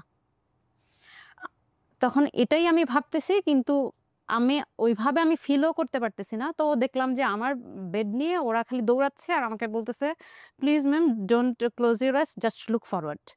কিন্তু আমি তাকাতেও পারছি না। ওরা আমাকে দৌড়ে নিয়ে আমার দোতলায় সার্জারিটা হয়েছে। ওরা তখন মেবি ৪ তলায় আমাকে দৌড়ে নিয়ে গেল। আমি ফিলও করতে পারতেছি, আবার কিছু করতে পারতেছি না। তো মনটা খুব খারাপ লাগতেছে যে সার্জারিটা হয়নি। সামহাউ আপনি সার্জারিটা হয়নি। অ্যাজিউম করছেন এটা। হ্যাঁ, আমি এটাই ভাবতেছি যে সার্জারিটা হয়নি। যেহেতু আমার কাছে মনে হলো জাস্ট আমি ৫ মিনিটস আমি চোখ বন্ধ করেছিলাম। কিন্তু আমি আমার শরীরে হাত দেওয়ার খুব চেষ্টা করতেছি। যে আমি হ্যাঁ, হাত দিলেই বুঝতে করছেন। পারবো যে সার্জারি হয়েছে কি বা হয়নি। কিন্তু আমি হাত দেওয়ারও শক্তি পাচ্ছি না। তখন দেখলাম যে ওরা আমাকে আইসিইউর ভিতরে ঢুকাচ্ছে। এবং আমাকে যে রুমে শিফট করলো, সেই রুমে আমি গিয়ে একটু চোখ খুলে দেখলাম যে ৪টা ৫ বাজে। আমাকে ৬টার সময় সার্জারিতে নেওয়া হয়েছে এবং তখন ৪টা ৫ বাজে। ১০ ঘন্টার মতো। ১০ ঘন্টা। ওকে। হ্যাঁ, তখন আমি মিলাতে পারছিলাম না। ৪টা বাজে কিসের ৪টা? মানে কখন ৪টা? তখন আস্তে, আস্তে আমার সেন্স আসতেছে, মানে একটু, একটু বোঝার চেষ্টা করতেছি সো ইটস নট 5 মিনিটস। না, এটা ৫ মিনিটস ছিল না। এবং সাথে, সাথে আমার মানে ওরা এত কিছু আমার শরীরের মধ্যে দিচ্ছে এবং আস্তে, আস্তে আমি একটু, একটু ফিল করতে পারতেছি যে আমার নাকে অক্সিজেন দেওয়া, আমার নাকের ভিতরে আরেকটা পাইপ দেওয়া, যেটাতে আমি মানে গিলতে পারছি না। আমি কথা বলার চেষ্টা করতেছি কিন্তু বলতে পারছি না। আমার পুরা এখান থেকে একটা পাইপ ভিতরের দিকে দেওয়ানো। আমার নাকে, মুখে, সারা শরীরে বিভিন্ন যন্ত্রপাতি দেওয়া এবং আমি আইসিইউতে আছি। তখন বুঝলাম যে না, সার্জারি হইছে তাহলে। তখন নিজের কষ্ট ভুলে গেছি। ওই মোমেন্টে? মানে আমার খুশি লাগতেছে যে আমার সার্জারি হয়েছে। এতক্ষণ তো আমার মন খারাপ যে আমার সার্জারি হয় নাই। যেহেতু ৫ মিনিট হয়েছে আমি মাত্র ঘুমাইছি। যখন দেখলাম যে বিকাল ৪টা বাজে, দ্যাট মিনস সার্জারিটা হয়েছে। তখন আমি আ ওইভাবে কিছু বলার আমার শক্তি ছিল না। কিন্তু আমি বলতে অনেক চেষ্টা করেছি যে আমার হাসব্যান্ডের কি খবর? আমি ওর কথা অনেক জিজ্ঞেস করতে চেষ্টা করেছি কিন্তু পারি নাই। তার মেবি কয়েক ঘন্টা পরে আমি নার্সকে জিজ্ঞেস করেছিলাম যে আমার হাসব্যান্ডের কি খবর? মানে ওরা তো আর হাসব্যান্ড চিনে না। ওরা বুঝে যে রিসিপিয়েন্ট। আমি ডোনার, আমার রিসিপিয়েন্ট। তখন বলছে যে হ্যাঁ, তার সার্জারি এখনো চলছে। তখন মেবি ৬টা বাজে। তখন আমি তাকে জিজ্ঞেস করেছিলাম। তখন বলছে যে তার সার্জারি এখনো চলছে। সে এখনো ওটিতেই আছে। তারপরে যখন ওর সার্জারি শেষ হয় ৭:৩০ টার সময়, সন্ধ্যা ৭:৩০ টায় ওকে আইসিইউতে শিফট করে। তখন নার্স আমাকে এসে বলে গেছে যে, "আপনার হাসব্যান্ডের সার্জারি শেষ হয়েছে। সার্জারি সাকসেসফুল হয়েছে। ওনাকে আইসিইউতে দিয়ে গেছে।" তখন আমি বললাম যে, "কোনো ক্রিটিক্যাল কিছু?" মানে ওইভাবে তো বলতে পারিনি। আমি বলছি যে, ইজ হি ওকে?" বলছে, "হ্যাঁ, সে ভালো আছে। তার সবকিছু ঠিক আছে।" কথা ওইভাবে বলতে পারিনি। আমার এত পরিমাণ শরীরের ভিতরে জিনিসপত্র দেওয়া, আমি কথা বলারও শক্তি পাইনি। ১টা বা ১:৩০ টার সময় আমি মানে পুরোপুরি সজাগ। তখন অনেক কিছুই বুঝতে পারতেছি। মানে প্রায় ২-৩ ঘন্টা ধরে আমি একদম তাকানো।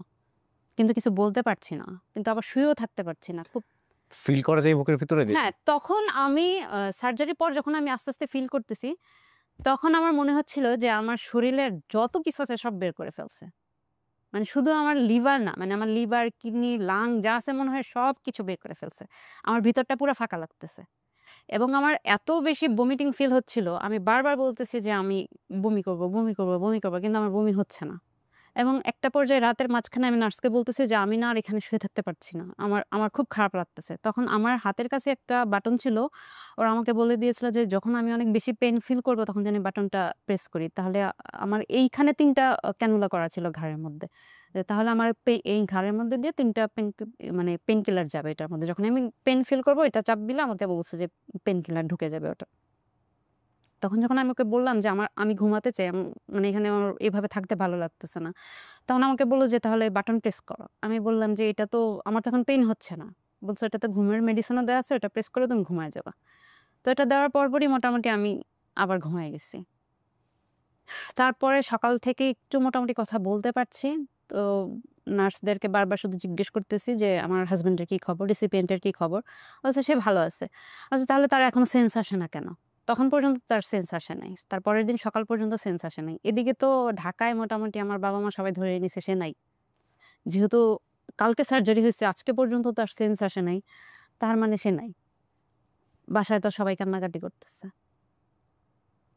এবং আমার মনের মধ্যেও একটা সন্দেহ চলে আসছিল। কারণ আমি ওখানে যত পেশেন্ট পাইতাম, ট্রান্সপ্লান্ট পরবর্তী পেশেন্ট সবাইকে ধরে, ধরে জিজ্ঞেস করতাম। একজনকে পাইলেই হইছে। "আচ্ছা, আপনার কি, কি হইছে? কি, কি সমস্যা হইছে? বা আপনার কখন সেন্স আসে? ওটির দিন কি হইছে না হইছে?" সবকিছু জিজ্ঞেস করতাম।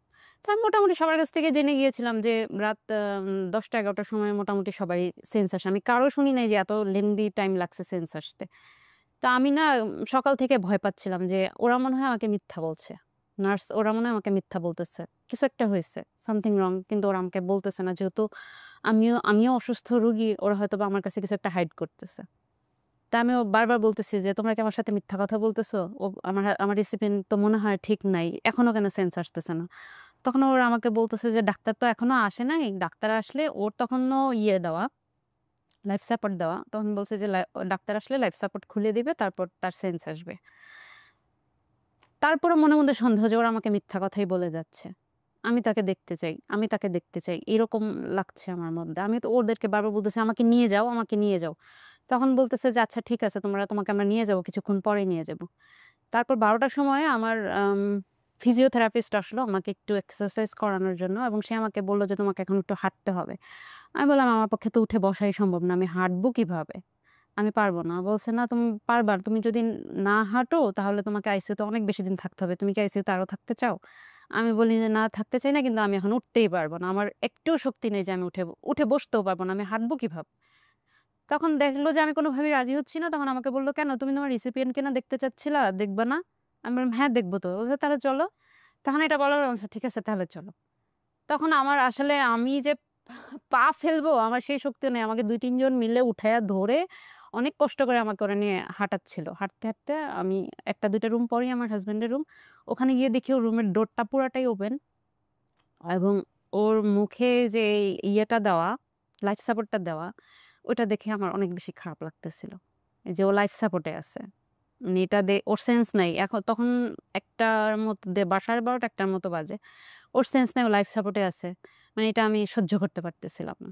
এখন পর্যন্ত সেন্স আসে নাই। না জানি কি হবে। আর আমার এদিকে তো বাসায় সবাই ধরে নিয়েছে নাই। সে হয়তোবা নাই। তখন আমি বারবার আমাকে তারপর একটু রেখে আবার আমি তো দাঁড়াতেও পারছি না ঠিকমতো। একটু হাঁটায় আবার আমাকে রুমে দিয়ে গেল। তখন আমি বারবার জিজ্ঞেস করতেছি, "ডাক্তার কেন আসে না? ডাক্তার কেন আসে না? কখন খুলে দিবে? লাইফ সাপোর্ট কখন খুলে দিবে?" তখন বলে যে, "আজকে একটু ডাক্তার আসতে লেট হচ্ছে। ডাক্তার আসলেই দেখবে, খুলে দিবে। সমস্যা নাই।" আমি বলছি, "তার কি সবকিছু ঠিক আছে?" বলে, "হ্যাঁ, সবকিছুই ঠিক আছে। তুমি টেনশন করো না।" তখন আমাকে ৩টার সময় ইনফর্ম করে যে, "তোমার রিসিপিয়েন্টের সেন্স আসছে।" ও! মানে তার আগের দিন ওকে ওটিতে নিয়েছিল সকাল ৮ঃ০০, আমাকে ৬ঃ০০, ওকে নিয়েছিল ৮ঃ০০। ওর ৮ঃ০০ থেকে ওটি শুরু হয়। তার পরের দিন বিকাল ৩ঃ০০ সময় ওর সেন্স আসে। তখন আমাকে বলতেছিল তখন আমি বলতেছিলাম, "তাই? তাইলে আমাকে আবার নিয়ে যাও।" মানে আমাকে একবার উঠাইয়া হাঁটাইতে পারছে না। আমি উঠতেই চাচ্ছি না। তখন আবার আমি 2nd টাইম উঠতে চাচ্ছি। তখন আমাকে বলল, "তুমি আবার উঠবা? যেতে চাও?" আমি বলছি, "হ্যাঁ, আমি যাবো।" মানে আমি নিজের চোখে না দেখা পর্যন্ত বিশ্বাস করতে পারতেছি না। তখন সে আমাকে নার্স বলল, "আচ্ছা ঠিক আছে। আমি তাহলে ফিজিওথেরাপিস্ট খবর দিচ্ছি। সে এসে তোমাকে নিয়ে যাবে।" তারপর ফিজিও ডাক্তার যেতে ১ ঘন্টা সময় লাগে। আমি ৪ঃ০০ ৪:৩০ টার সময় আমাকে ধরে আবার নিয়ে যায় তার রুমে। আমার শরীরেও নানান যন্ত্রপাতি, এগুলো একজন ২ জন পিছনে ধরে রাখছে, ২ জন আমাকে ধরে রাখছে। একটু, একটু, একটু, একটু করে হেঁটে, হেঁটে তার রুমে গেলাম। গিয়ে দেখি যে তার রুমে অনেক ডাক্তার, নার্স অনেক কিছু। তো সে আমাকে দেখে কোনো কথা বলতে পারছে না, শুধু তাকাই আছে। আমারও কথা বলার শক্তি নেই, তবুও আমি তার বেডের পাশে গিয়ে একটু তাকে দাঁড়ায় তার হাতটা ধরছি। তখন আসলে সার্জারির পর তো লিকুইড মানে পানি-টানি অনেক রেস্ট্রিকশন থাকে, খেতে পারছে না। তখন সে আমাকে ১ম কথা বলছে যে, "আমাকে একটু পানি দিতে বলো।" সে কথাও বলতে পারছে না। তখন আমি নার্সদেরকে বলছি, "এখন উনার পানি খাওয়ার টাইম হয় নাই, আরো পরে দিব।" আমি বলছি, "একটু দেন।" মানে ও তো অনেক মানে একদম গলা-টলা শুকায় আছে, কথা বলতে পারছে না, "একটু দেন।" তখন ওকে একটু সামান্য একটু পানি দিল, ও খেলো। জাস্ট এতটুকুই। আমার আর তখন ওইখানে দাঁড়ায় থাকার মতো, আমি নিজেই পড়ে যাবো এরকম অবস্থা। মানে আমি পড়ে যাচ্ছি, কখন যেন মাথা ঘুরে পড়ে যাবো। আমি তাকাতে পারি না। তখন আমি বললাম যে, "আমাকে নিয়ে চলো, আমি আর দাঁড়ায় থাকতে পারছি না।"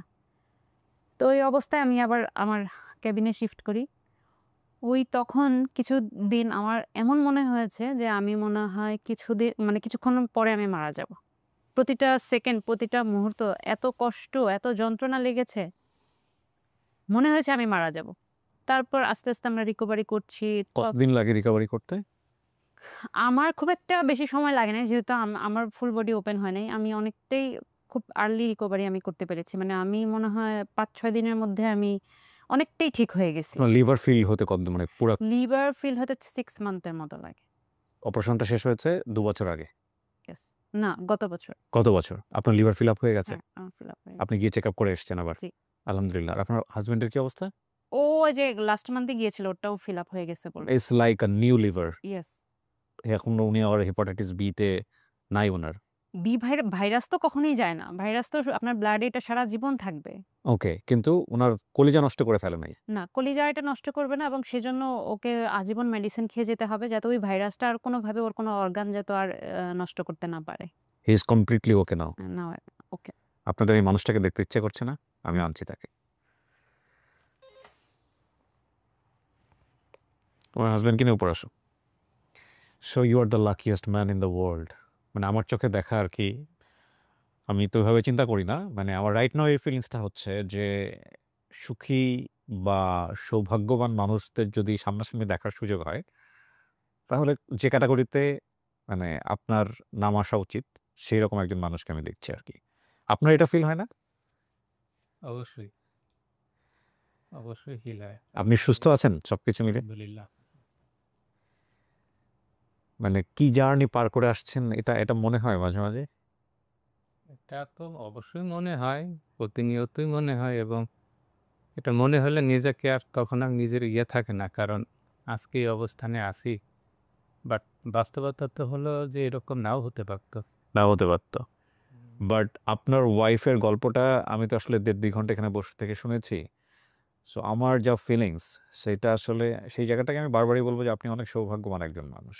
পৃথিবীতে ভালোবাসা দেখানোর জন্যে খুব একটা সুযোগ পাওয়া যায় না। ধরেন ২ জন মানুষ বছরের পর বছর একসঙ্গে থাকে। কিন্তু ভালোবাসা দেখানোর জন্যে, ভালোবাসা প্রমাণ করার জন্য কিছু, কিছু উপলক্ষ চলে আসে জীবনে। কাঙ্ক্ষিতভাবে হোক, অনাকাঙ্ক্ষিতভাবে হোক। এবং সেইরকম একটা জায়গায় উনি প্রুভ করেছেন নিজেকে যে আপনি সে যে কত আমাকে এতদিন টলারেট করেছে, এটাও অনেক বেশি। আপনি অন্য কেউ হলে সেটা করত না। আপনি কত না, রে আসলে ঠিক ওরকম কিছু না যে টলারেটের কিছু না। কারণ আমাদের বিয়ে যতদিন থেকে আমি শুরু থেকেই তো তাকে দেখতেছি। আসলে তার মেন্টালিটি শুরু থেকেই আমি দেখছি পজিটিভ।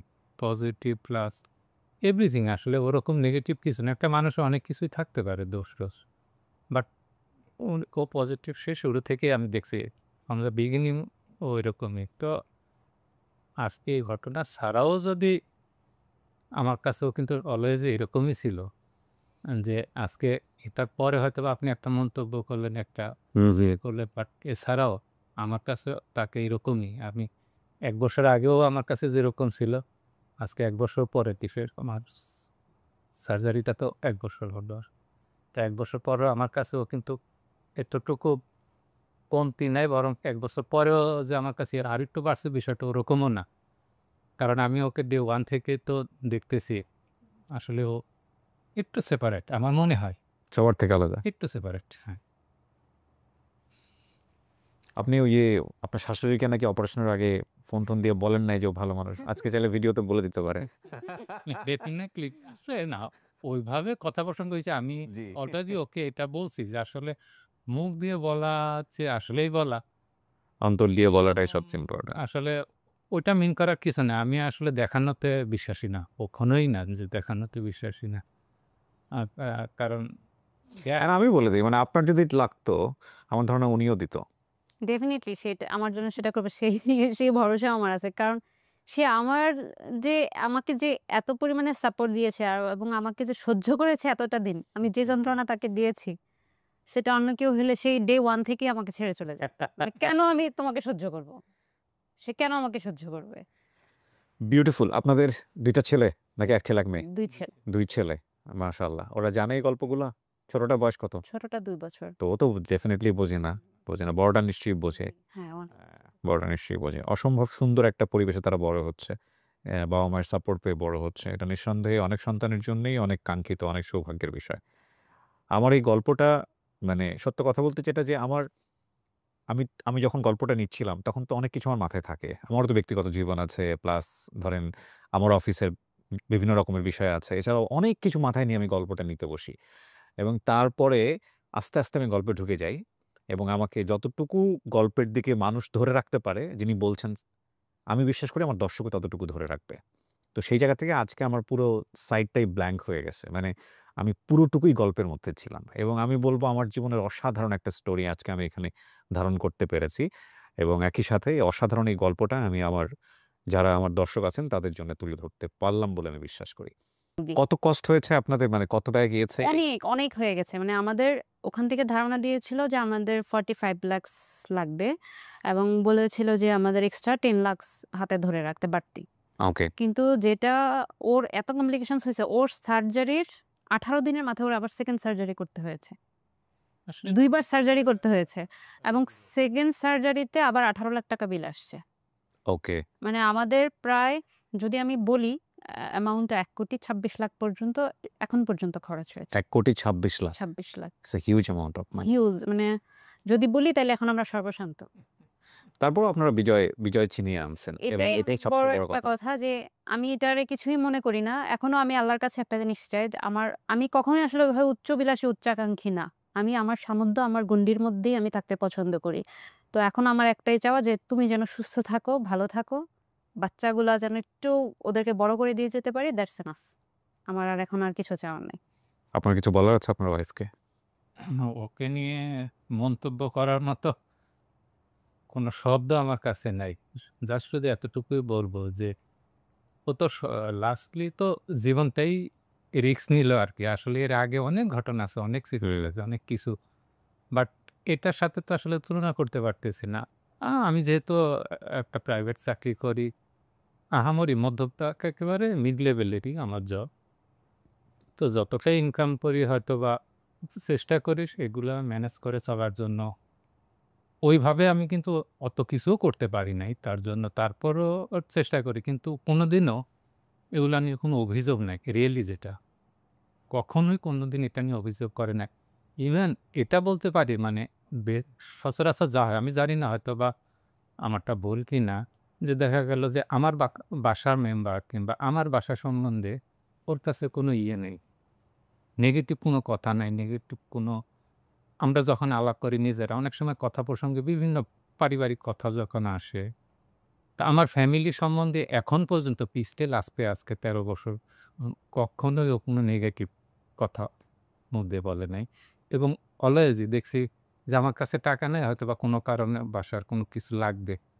আমার নিজের বাসার নাম ধরেন আমার মা তো আমার থেকে আমার সাথে থাকে না, আমার বড়দের সাথে থাকে। তা বাসায় কিছু লাগবে কিংবা কারো জন্য কিছু করতে হবে। অনেক সময় নিজে চিন্তা করলেও ইচ্ছা করে করি না। একটু এফোর্ট করে যাওয়ার চেষ্টা করি যে বাদ দেই। টাকাটা বেঁচে যাবে কিংবা আপাতত টাকা নেই। সে কিন্তু এটা ম্যানেজ করে। কিভাবে ম্যানেজ করে? তার তো ইনকাম নেই। আমিও দিচ্ছি না। তার ম্যানেজ হয়তোবা তাকে কেউ দিছে কিংবা সে করে কি কোথাও ম্যানেজ করে। কিভাবে ম্যানেজ করে? তার বাসা থেকে সে ম্যানেজ করে। কোনো না কোনো কিছু বলে সে ম্যানেজ করে কিন্তু আমার ফ্যামিলিকে দিচ্ছে। আমি অনেক সময় জানি, অনেক সময় জানিও না।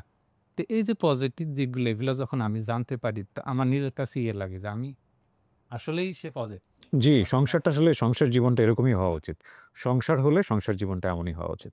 প্রিয় দর্শক এবং শ্রোতা, ব্র্যান্ডিং বাংলাদেশে অনেকদিন পরে আমরা এমন একটা গল্প নিয়ে আসলাম, যেখানে আ আপনি যদি বৈষয়িকভাবে চিন্তা করেন, আপনি যদি বলেন যে মোটা দাগে কত টাকা সাফল্য এসছে, সেই গল্পের বাইরের একটা গল্প।